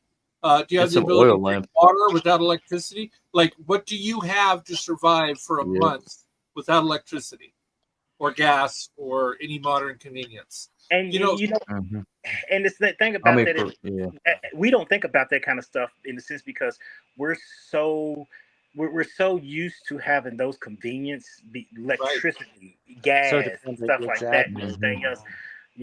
But Mhm. like people down in Florida, they live in down they have to, understand the necessities of having, the means, Mhm. little bitty means that you just laid out, Tyson, about, like, hey, when all things shuts off and stuff and everything, you're gonna have to. I hate to even say it, but you may even have to have a rowboat. Mm-hmm. You know, Yep. something like that. You Strapped to your roof and ready to go. know? Like, you know, I I say mean, you're that. not wrong. Yeah, not joking. Yeah. Not joking. Yeah. The storm surge tonight and overnight is supposed to get up to 10 feet in some areas. And they did like the Yeah. CNN studio, they CGI'd what it would be like if it filled up with water, and it got up to like the second story. It's like you know, people could have rowboats on their roofs and use them. Yep. So, you know, if you're Yep. in one of those southern states, specifically Florida, but if you're in one of those states just kissing Florida, this hurricane is so big, it's going to impact states outside of Florida as it cuts through the peninsula. Be Now, ready. now, to remind you, Florida is this, and remember this too. Florida have alligators, and you know Oh, stuff. forget Sharknado. It's going to be Alligator NATO. Alligators and you know snakes and stuff. You start thinking about that. You know, I mean, I hate to say it, Sorry. but like you know these animals, you know, you wouldn't even think that they'd be like crawling around in the water. You know, so if they be in like you know somebody's backyard that's been Remember flooded. do you remember the Weather Girls had a song called "It's Raining Men"? Oh yes, the weather girls. Yeah, if you didn't evacuate from Florida, it might be raining men, like literally, not figuratively. You take shelter and be safe. All right, you have a good night, my friend Travis, and I'm probably gonna have to dip here in about 6-7 minutes myself, right around 6:30. Alrighty, and I will see you guys Sunday doing the DT space. Tyson, who is the special guest? What's happening this Sunday? This Sunday it is nobody that I know about. But And that well, we were supposed to have oh, I forget his name. I forget he couldn't make it because he was actually in Florida. Yeah, I remember y'all said that. So we're gonna see if we can get him again this Sunday. If not, it'll just be Manu and I again. I know people are getting tired of just listening to Manu and I talk. Absolutely not. Yeah, and then the one time That's, I don't one time Kinley. I don't show up for a show because I was at an AA meeting. I hear you guys were talking up this show, so thank you. Yes, we did. We did talk up this show, and I posted on my X, and hopefully people are watching. But you know, hey, this has been a fun show. You know, we talk about the episode, and then we always get off. That's the technical. But we're predominantly Those are always the fun shows. But see, we're a lot of it's talking other Trek, so it's not exclusively Absolutely. not technically. We But stick to Trek and everything else, you know. I got one thing to say before I dip out and all and everything else. go ahead. Do anybody know what the third rule of acquisition states? No. I do not off the top of my head. Never spend more on an acquisition than you have to. Never spend more on an acquisition than you have to. Yes. Yeah, I might just I have just to want to start leave that. I posting just want those to leave up. that. Y'all. Just remember that. Never spend more on an acquisition than you have to. Oh, and with that, we are in the final hours of Prime Day. So yeah, if you want that discount, now's the time. Okay, Wait, hold up. Prime Day. I already bought my thing. Amazon Prime. Yes. Amazon Prime. I thought that was in July. There's No, they there's they a have they have a second one in October now. oh yeah. They've been talking about it on the Amazon. radio for days. Yep. So if you don't want to pay more on an acquisition than you need to, get it in before midnight tonight. You get your Prime deal. There you go, Tyson. I like that. Guys, I love y'all. Y'all take care. I see y'all on show this Sunday. Y'all peace out. Let me go. Peace out. That's the box. Peace and long life.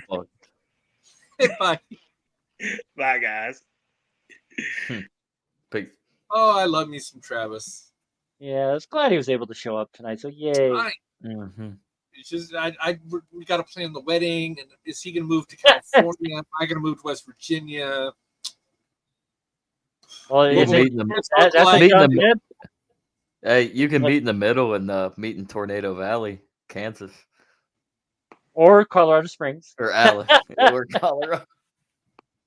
Not quite the middle, but like Well, Yeah. Kansas is the well, middle. go north, Maybe let's northeast, get and the go best of both. Maybe west. we can go to Missouri and just strap some saddles on some mosquitoes and fly around. I don't know.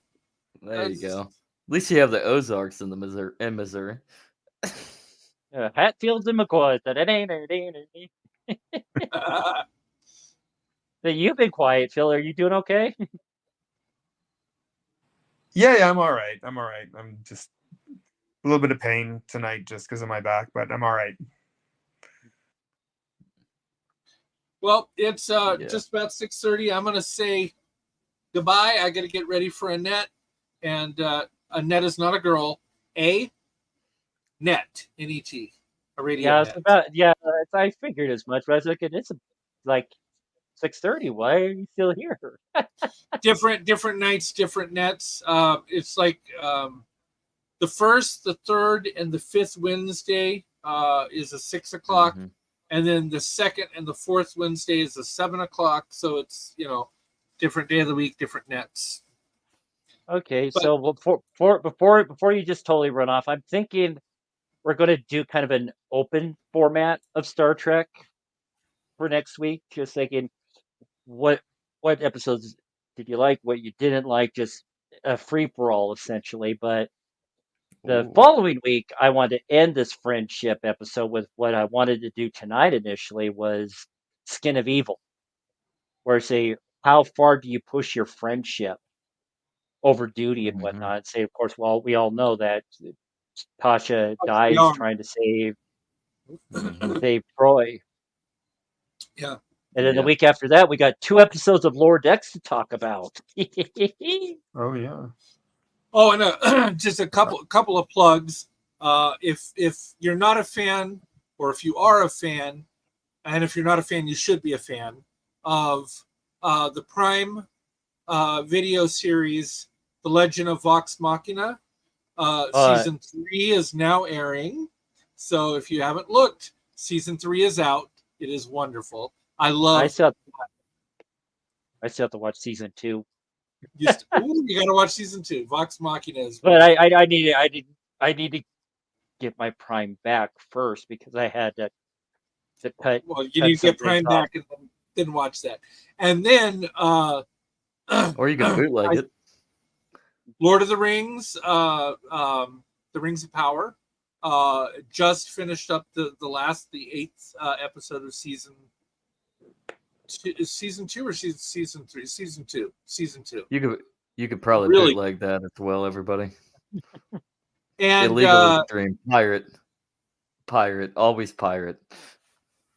Every So- time I've tried to do that, I've always picked up a virus. So I'm just like, no thanks. yeah, you don't want to get COVID on your Fire Stick. All of a sudden, that just sounded wrong. COVID. All right.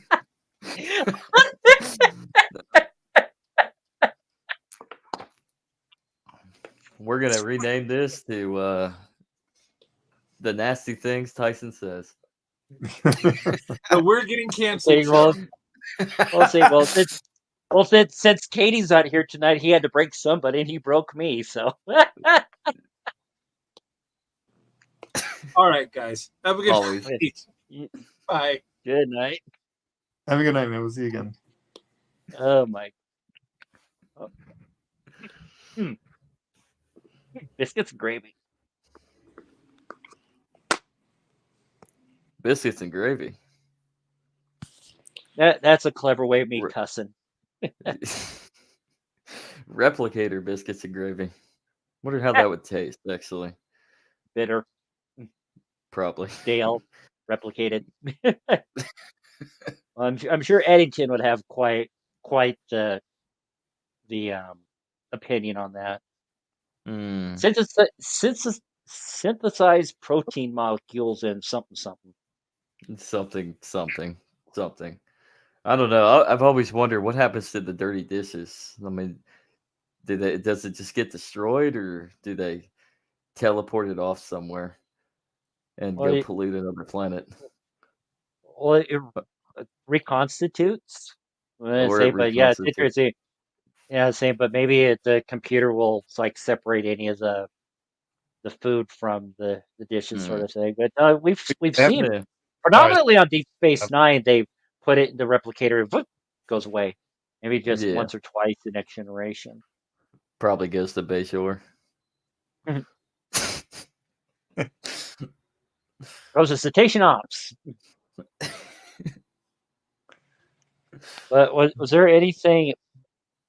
I know you haven't had a lot to say, Phil, tonight. Were there like some big standout moments from this but episode? Mhm. I took just a bunch of little notes when watching it. The whole conversation kind of got derailed several times. It just was like, yeah, That's what makes the show great. And yeah. Exactly. we still got a dozen viewers, so thanks for sticking around with us, guys. But I Oh, mean, don't be like I said, don't be shy. Like join the chat. Send me a DM at Technodave, TEKNODAVE, and I can send you the link to hop in. I can't see the chat unless it'll come up here. I don't know if anyone's been commenting or saying No, anything. Travis just made the comment about the filming location for the episode. That's it. Oh, okay. They're just enjoying the show. Indeed. Yeah. That was. I tend to make some. I did really enjoy the episode. I do tend to, Hmm. when I make notes, I tend to get a little nitpicky about things, but it's just things that kind of go through my mind. I still really enjoy the episode. And you find I do that on all of these. That it Mhm. sounds like I'm picking on the episode, and I don't mean to, but it's just little things that I liked or didn't like about it. Hmm. And so like this one, I kind of made a note that because of the time period this came out in the this was made like what, the mid '90s, Yeah. and Yeah. so the the segments with Jake and what was his name, No. right? No, No. uh, it feels like comedies of that time period. Hmm.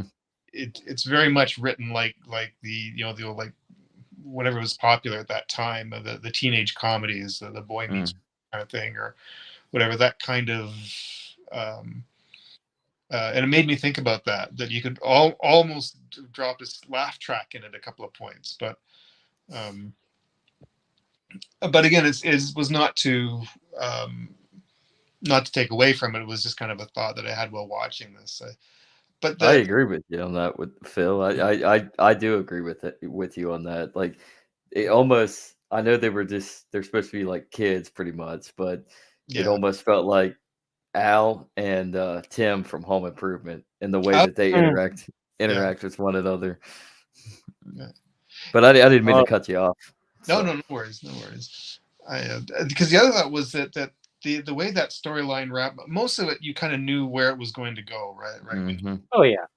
you hmm knew where but that kind of, I didn't expect to go the direction I did. For some reason I thought that they would end up having a fight and moving out and just sort of still agree to be friends at the end, but I didn't know their parents were going to push them hmm back together into that space again. So Well, let alone like Rom just like brainstorming with Cisco about that. Just like in say he's like I wish that Nog would have a little bit more fun, and yeah, even though Cisco says like I'd like to have Jake just be a little more like assertive, more like hmm Nog. Just like, but yeah, yeah, Starfleet really straightened Nog out. hmm, See, because hmm I mean, look at him from the first episode. He was a delinquent, like sicking those little insects that change people's skin colors, all colors of the rainbow, and Oh, here he is, an upstanding Starfleet yeah. citizen. the first Ferengi Starfleet Academy inductee, Yep. right? Yeah, and he had to get that note from Cisco, to a command Yeah. level officer, to get in, since at the time he was part from a non-Federation world. So, Hmm. and that's how Worf got his, and then of course Garrick's playing Worf to get a letter to recommend him to Starfleet. That Hmm. Actually, something else I wanted to mention earlier when they were talking about the filming location, and something that popped into my head actually while because he was um um oh god, I'm having a bad night. I'm sorry. I took some medication for my back, and I think it's kind of affecting me on names because there's Odo and Quark.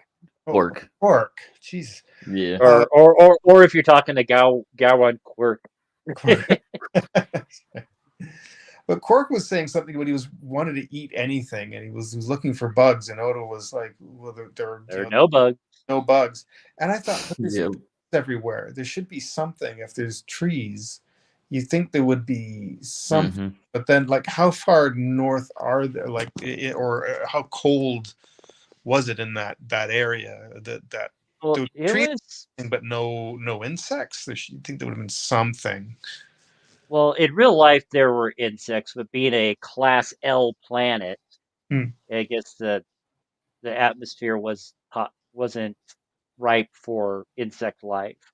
Right. So yeah, because like a Batora class, Earth-like planet, Class M, that's the one that's got the life. Class L is almost, but not quite. So, Okay. All right. All right. That makes sense. but yeah, say the yeah Mount Whitney where they shot it at was at a let's see, what did I write down?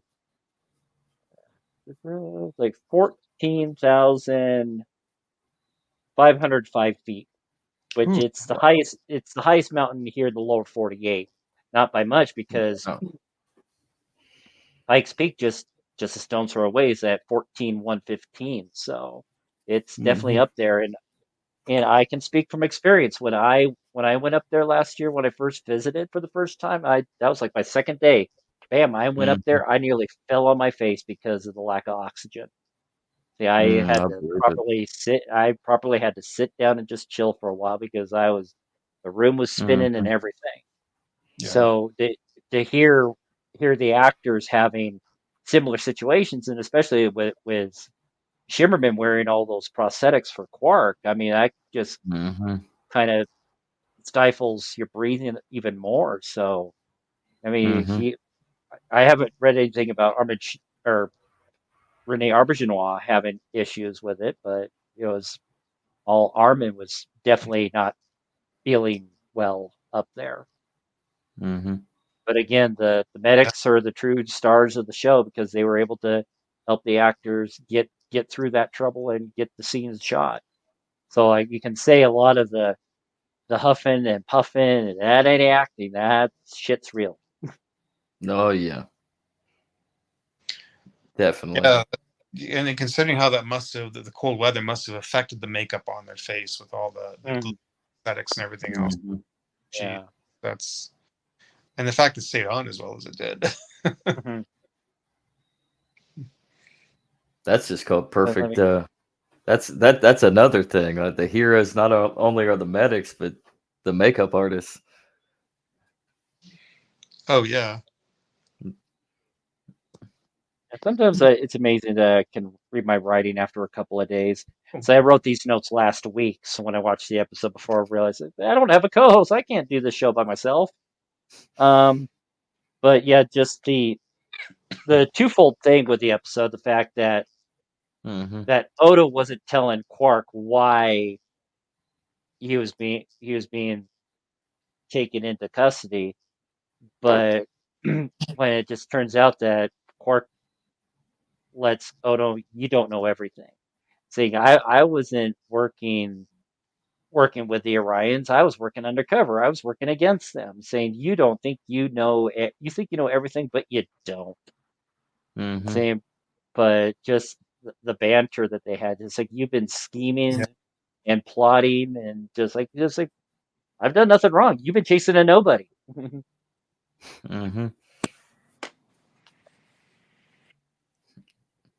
Yeah, I think that's it when saying so. I think like one of the lines was Quark was like, "Who's the bigger failure? That me not being able to get to the right syndicate, or you me chasing me for nothing?" For nothing, yeah. And you could tell that that stabbed Odo right there in the chest Oh when yeah, he heard that. It's yeah. like, Saying it you kind of really, got a really, point. really hit him in the pride really bad. The Mm-hmm. performances were really good. Like I have to say, something I really appreciated about this episode. What was the banter between the two, which I know continued Mm-hmm. through most of the series, but um, yeah, I really appreciated their especially too now you add in the element of the conditions up there, but Mm-hmm. something that kind of crossed my mind too is because the two of them have this kind of sorry, it's hard to say this. The two of them have this kind of banter between them, and it kind of one of my favorite shows growing up I used to like to watch was Benson, which had I Auberjonis in it. But one of the highlights and the funniest parts of that whole show was the banter between Clayton, which was Rene Auberjonis, and Benson.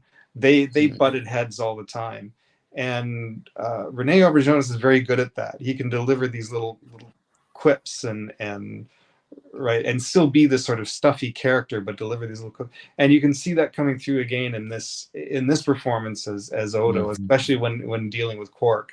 I see that coming, that similar kind of Mm-hmm. similar kind of relationship and banter that he has. Like I really, really despise you, but I really, really adore you type of deal. Yes, exactly. So, and you really see that when he wakes up and he thinks that Quark is dead and shakes him and starts freaking Yeah. out. It's like, oh, yeah. Oh shit. So, Yeah. and then they get back, and of course they get back to bantering. Yeah. So it brings out the comedy aspect. yeah, that just kind of jumped to the series finale when Mm-hmm. Quark runs Odo down before Kira took him back to the Great Link, Mm. and he's like, "You're not going to say goodbye." He's like, "No," and they have their one final banter, and then he just harumps off to the runabout, and Kira tells Mm-hmm. Quark, "Don't take it personally." He's like, "I'm fine. It was written all over his back that, that he's going to miss me." And then when Kira and Odo are alone, just like tell everybody I'll miss them, even Quark, and he's like, "Even Quark." Mm. Mm-hmm. Yeah. So I mean that just kind of was a good end cap with their friendship. I'd say Mm-hmm. Mm-hmm. Even if it is, if whatever type of friendship it really is. frenemies. For enemies. Yeah. They're friends, but they're enemies at the same time. Mm-hmm. And I guess another one is that uh,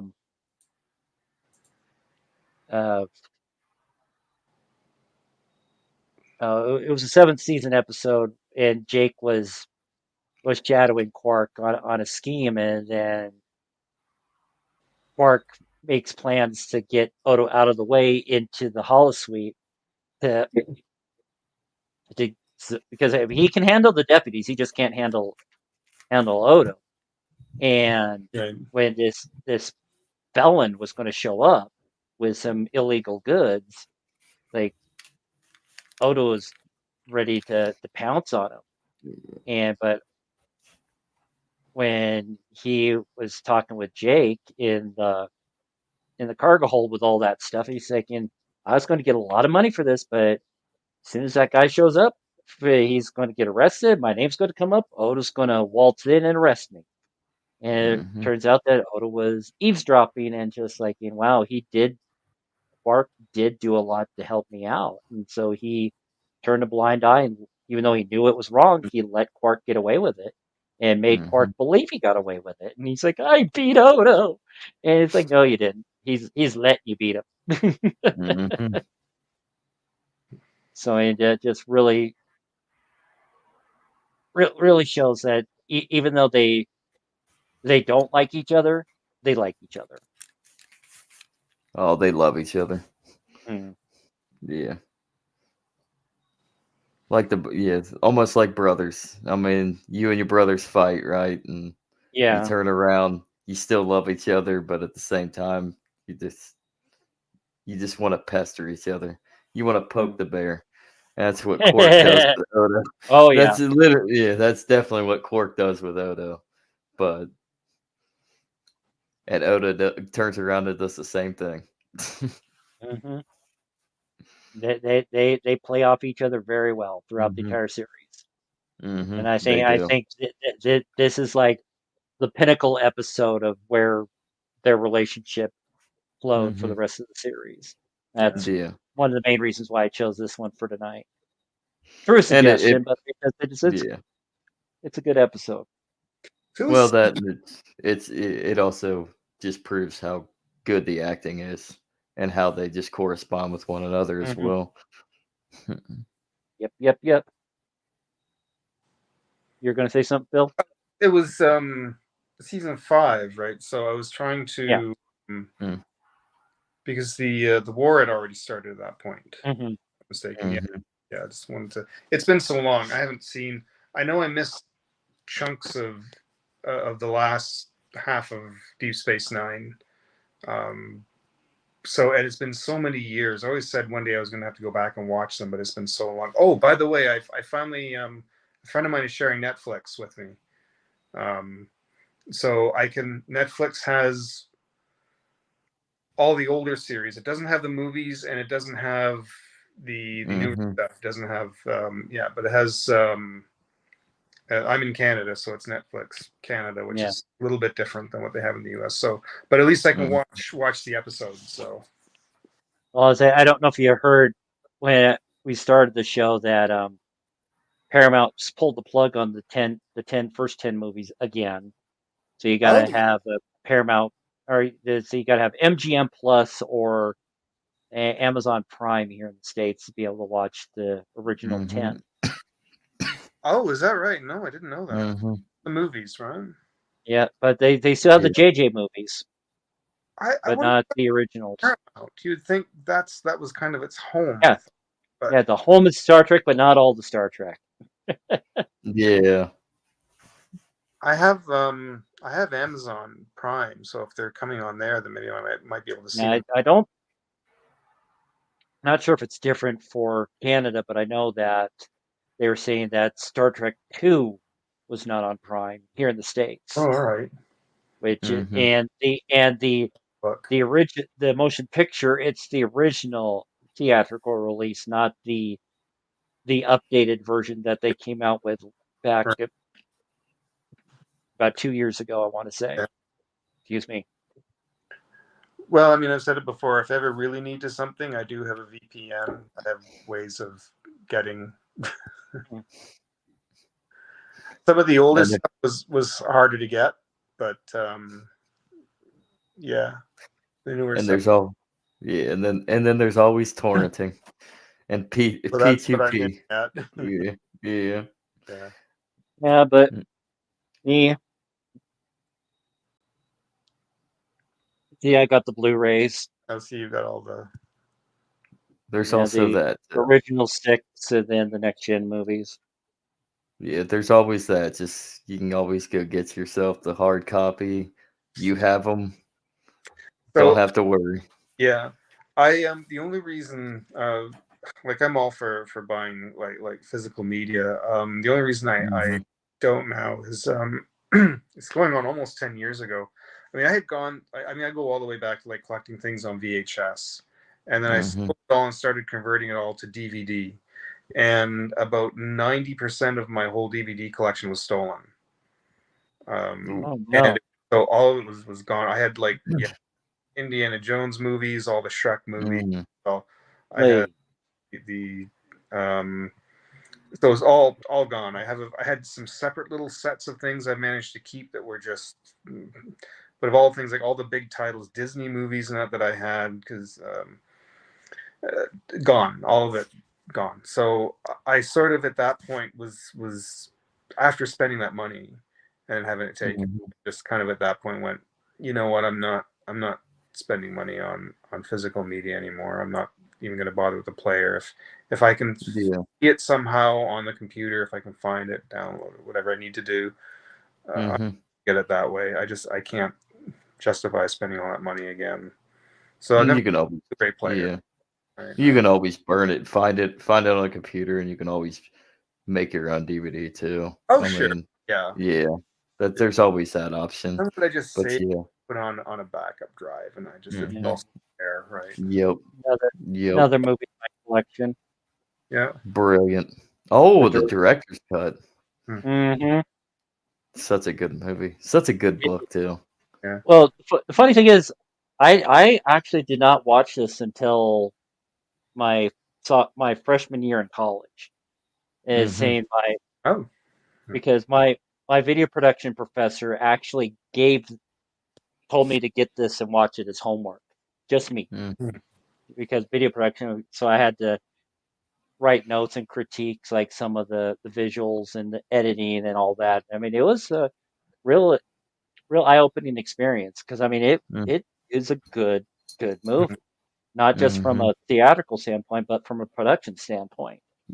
I still Yeah. remember when that movie came out. I'm old. I'm 55, so I'm like a deep Gen Xer.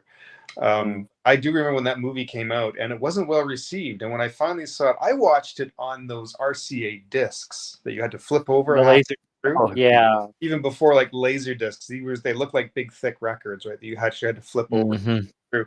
And I watched. but it was in one of those encased plastic things, so it's Yeah, like a flipped it in and pulled Mhm. the case back out. Yeah. So I remember watching it on that, and at the time I didn't get it because I was too young. I mean, this was, it was released in theaters in '82, and I think I saw it in '84. And I didn't exactly get it. I didn't, and it would be years later. Everybody talked about Blade Runner, and I was like, eh. But it wouldn't be until like years and years later, until I was in college, that somebody got it. Somebody got like the extended version, I think, and that I actually really appreciated that movie so much more. I was like, what the fuck? This is brilliant. What the hell? What was wrong with me? yeah. But yeah, good flick though. I also like And the sequel as well. Actually, The what? I did like the sequel too as well. Actually, I have not seen the eh, sequel yet. the sequel. The only problem I have with it is they waited too long. I will agree. Yeah. Yeah, but it wasn't bad. It wasn't bad. They, 10 years earlier, 10 years Yeah. earlier at least, it would have probably been even better. But But you could on the kind of flip tell. side,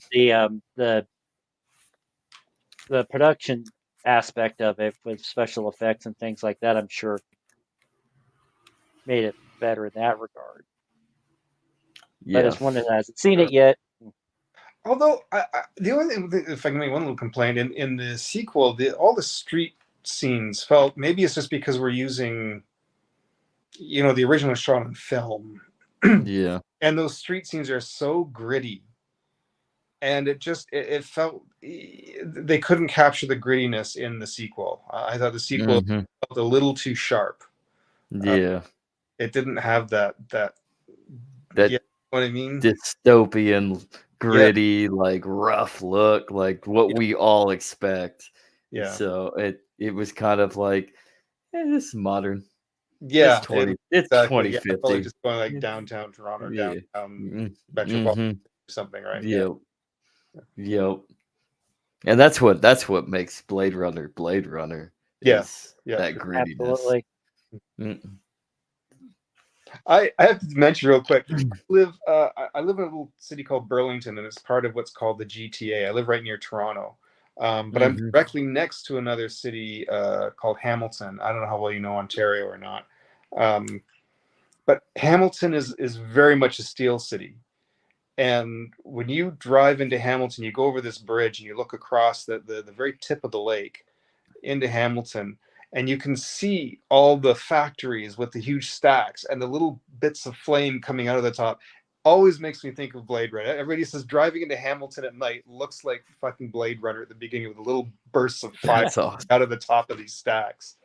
Yeah, there's an That's oil cool. refinery outside Anacortes where my grandparents lived, where my dad grew up. Mhm. And Mhm. when later in life my grandparents had a house on the hill that was directly over crossing the water to the refinery. Right. and I would sleep. I would typically end up sleeping in their daylight basement, and I'd wake up in the middle of the night. I'd look up and I just like it looks like the sun's coming up, but I look at the clock. It's 3 a.m. It's just like there's so many lights on this refinery. It makes it look like freaking daylight. Oh yeah, But yeah, wild, there's always that one smoke that just like all 24/7. wild. Yeah. Yeah, we're coming up on 2 hours. Is there anything else in the episode you guys wanted to broach? I'm looking at my notes to see if there's anything else I missed that we did talk about. I think we pretty much captured most of the episode, Yeah. as well as everything else that we got ourselves into, Trek related or not. Yeah. So, thank you, Tyson. The chat. Just So, Oh, there's somebody. apprehensive. What's that? Oh, just somebody was chiming in. I we have we to got some. go away to see the chat. Oh. On the phone, I have to open up something else. So talk about agorism. It's Cassie downstairs. How do you do, Cassie?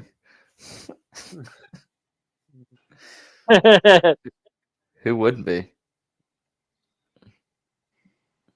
Oh, Agreed. Phil, at a refinery? Is that what you're saying there, Cassie? I think he's talking about Mount Whitley. I'm Mount wondering. Whitney? Yeah. Oh. I was saying, Okay. well, it's like north of LA, so I mean that wouldn't be too hard It wouldn't be. in that It wouldn't regard. be at all. Place with the flame. Oh, the place with the flames. Or you talking about up there in Oh. Canada? Oh yeah, it's I already forgot the name of the town. What's that? Hamilton.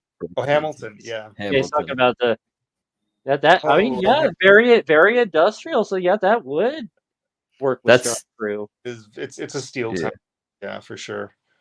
That's funny that you said Hamilton, Ontario is a steel town because I live in Indiana, but I'm right next to Cincinnati, Ohio. There's a little town called Hamilton as well, up there, and that's predominantly steel. I mean, it's part of the old Rust Belt of Ohio, so the western end of it. So, I mean, something about Hamilton and Rust Belt cities, I guess. Hamilton's because even Hamilton, Ontario here is like I don't even like going to downtown Hamilton. It's awful, but yeah. But I was gonna get some. Before we go. Oh, sorry. What? I should get some pictures and stuff, and we can send it to Montage. It's like, hey, here's a filming location for you. Oh yeah. Especially if the show gets. It's when the show gets picked up. It's not if. It's when the show gets picked up. Saying we need filming locations. Just got to make sure we got our ducks in a credentials to get over the border. Which you can go illegal. You can jump over there illegally. It's easy to do. Well, but I wouldn't want to do that, but it's easy to probably do. Well, funny little side note. There's a national conference in Vancouver for Alcoholics Anonymous. I believe it's for AA in January. And even if you're a convicted felon, if you can show paperwork that you're going to that conference, they will let you legally cross the border. Oh, really? Nice. All right. Yeah. Nice. And because I mean, there are some in AA that have done time, so it gives them an opportunity to do better for themselves and say, hey, Canada's giving you a free pass, take it. Yeah. Oh yeah. Anywhere to get some help. Yeah. We all need it. To continue to help with their sobriety journey. I definitely need it. Tyson, I don't really know needs if we're I know you guys have an election coming up, and it's kind of 50-50 from what I understand. And I don't want to get too political. But, we're not doing That's for the Sunday show. Yeah. All right. I But no, will say we can talk about it briefly here. Yeah, I because will say it's quite hysterical that it's November 5th. Our elections were November 5th, and it's still funny that the UK's elections were July 4th. Oh, right. Yeah, Yes, that's true. that's my Yeah, only political take on this episode. people here are so angry at Trudeau, and they're prepared to vote conservative, heavily conservative. Both sides are joking. Yeah, no, it's true.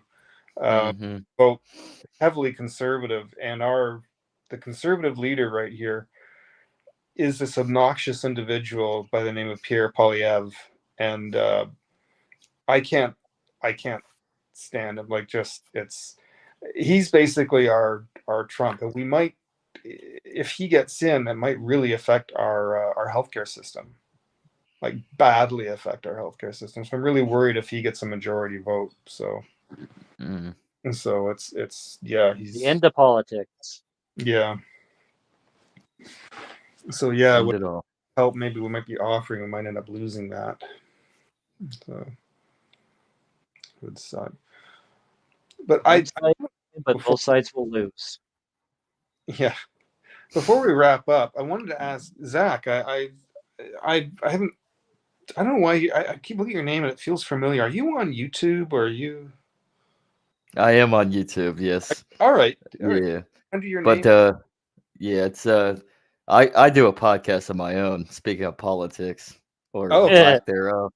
So Okay. yeah, so that's basically where I'm on. Where my stuff's on YouTube is the Legacy Right. So. All right. Sorry, what's it called again? The Legacy Right. The Legacy Right? Yes. Okay. And we basically talk about Cassie down there blackpilling. Oh, yeah, Cassie's down there blackpilling. Pretty much what I said. I might add you on there then if it's. But I've been on Dangerous Thoughts quite a few times, jumping in. Yeah, even back during the Twitter Space days. Couple times. Yeah, you usually out in the backyard in the dark smoking a cigarette. Well, there we go. I'm not usually a political person, but it's kind of scary a little bit the way our things are going up here. So neither are we. Yeah. Me and my buddy, we're agorous. There, Cassie, I said it.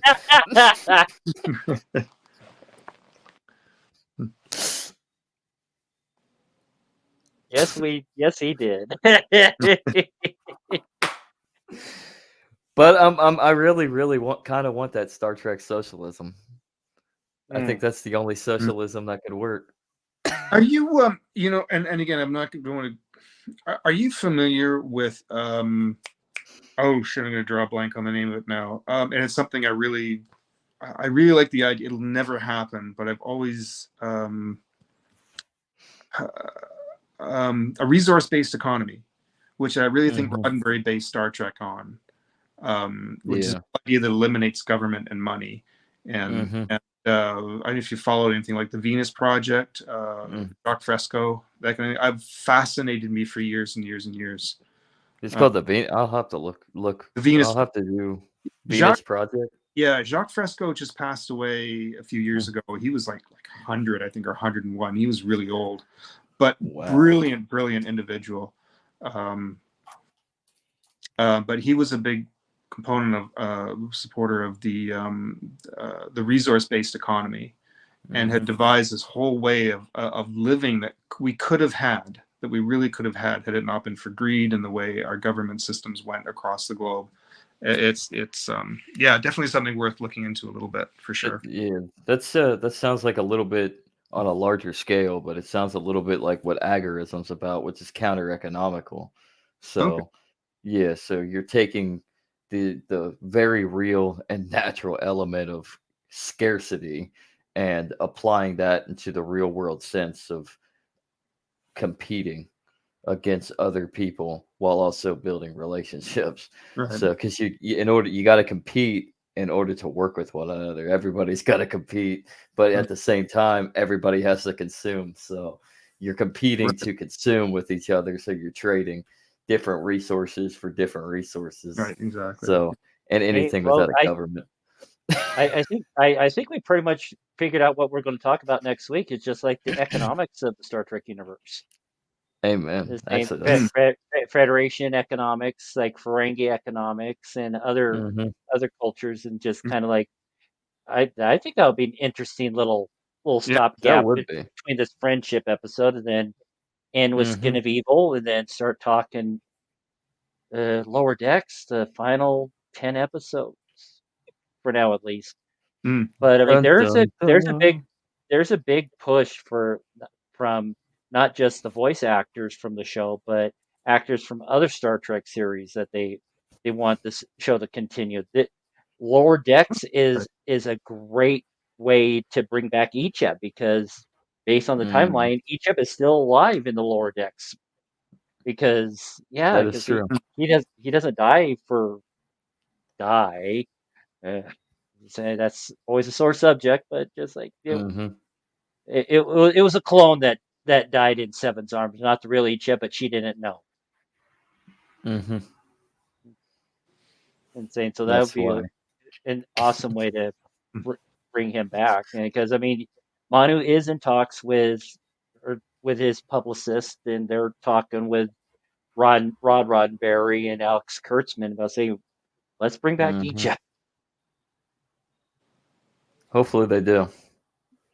Yeah. Hopefully Indeed. Yeah. All right.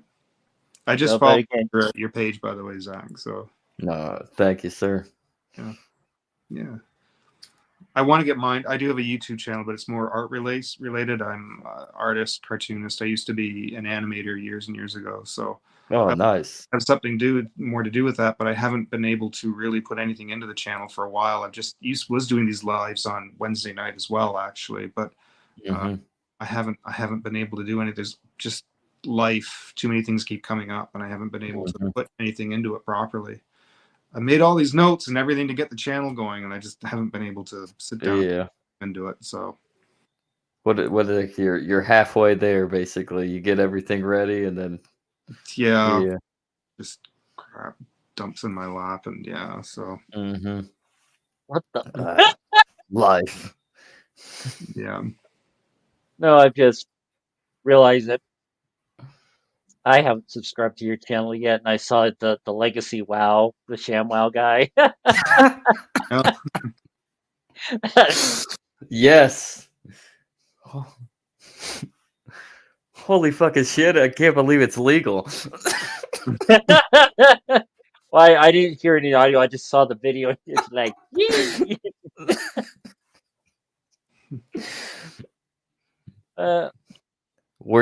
that's my buddy Andrew right there. He's the king of the bumper. So that's a term I haven't heard in a long time. Yeah, a good old bumper. Bump in, bump out. We're bringing it out. We're bringing it back. About what, 1995? Probably the last time it was used as a term. Yeah, it sounds about right, because I was working at the TV station around that time, from 93 to 97. So, but yeah, even in 97, we still use the term bump.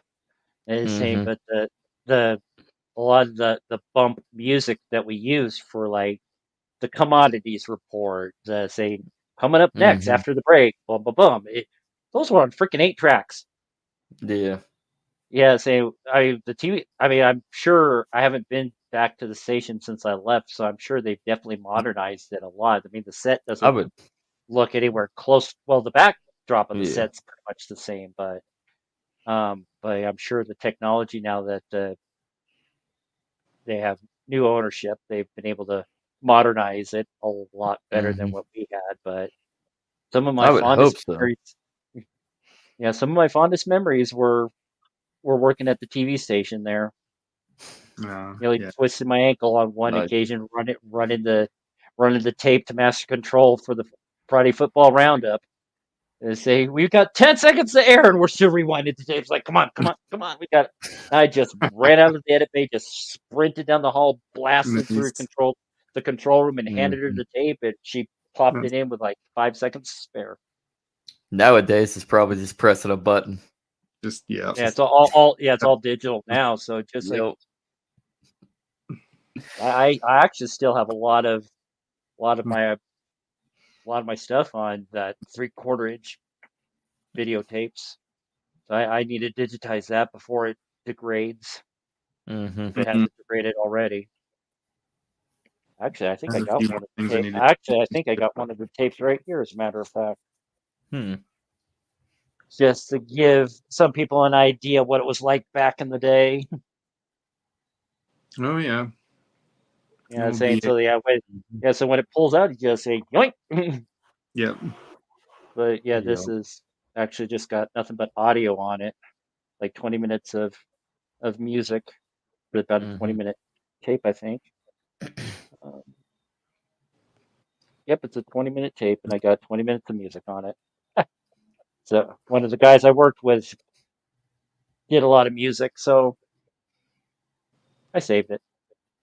I had one of those little Nice. converter things that you can plug into the VHS machine, and you could play the Yeah, tape, but record it on the Mm. computer. It would save. yeah, but I saved a whole yeah, bunch. this is bigger than your ordinary VHS. It's a 3/4 inch, hence the name Oh 3/4. wow, yeah. I those are the Yeah, broad tapes. Yeah, I yeah, this is remember. Mm-hmm. yeah, huh? Oh cow, Mm-hmm. yeah. Yeah, so yeah, God, those are the finding an editing house that won't charge an arm and a leg to convert Mhm. these, that's the challenge. Hmm. Yeah. I was saying, so there's some places that'll charge you like 20-30 bucks a tape, and like a lot Mhm. of those tapes are only like 10-20 minutes. So to at 20-40 bucks a pop, that gets bendy in a hurry. Yeah, Mm. it does. So there's your history lesson for today, people. Your technology history lesson. I was Radio. fortunately able to save most of mine. I had some video of my folks who have since now long passed away, but I was able Mm-hmm. to preserve that and convert them over to something Right digital. on. Goodness, I'd want to do Nice. that for ages. So I'm glad I was able to do that before the tape deteriorated. Mm-hmm. But, yeah.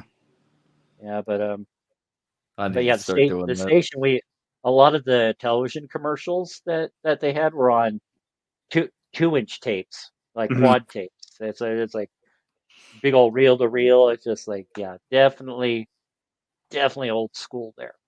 Yeah. Hmm. But fun memories during Mm. those days. But so yeah, we're at Amen. 2 hours 15, so we're going to call it good for tonight. All right. Thanks, Zach, for guest hosting. And say Phil joining us, Tyson, Travis. It was awesome seeing you again. And say it's been like forever and a day. But I'm going to call it good. So hailing frequencies are now closed. Live long and prosper, folks. Have a good night.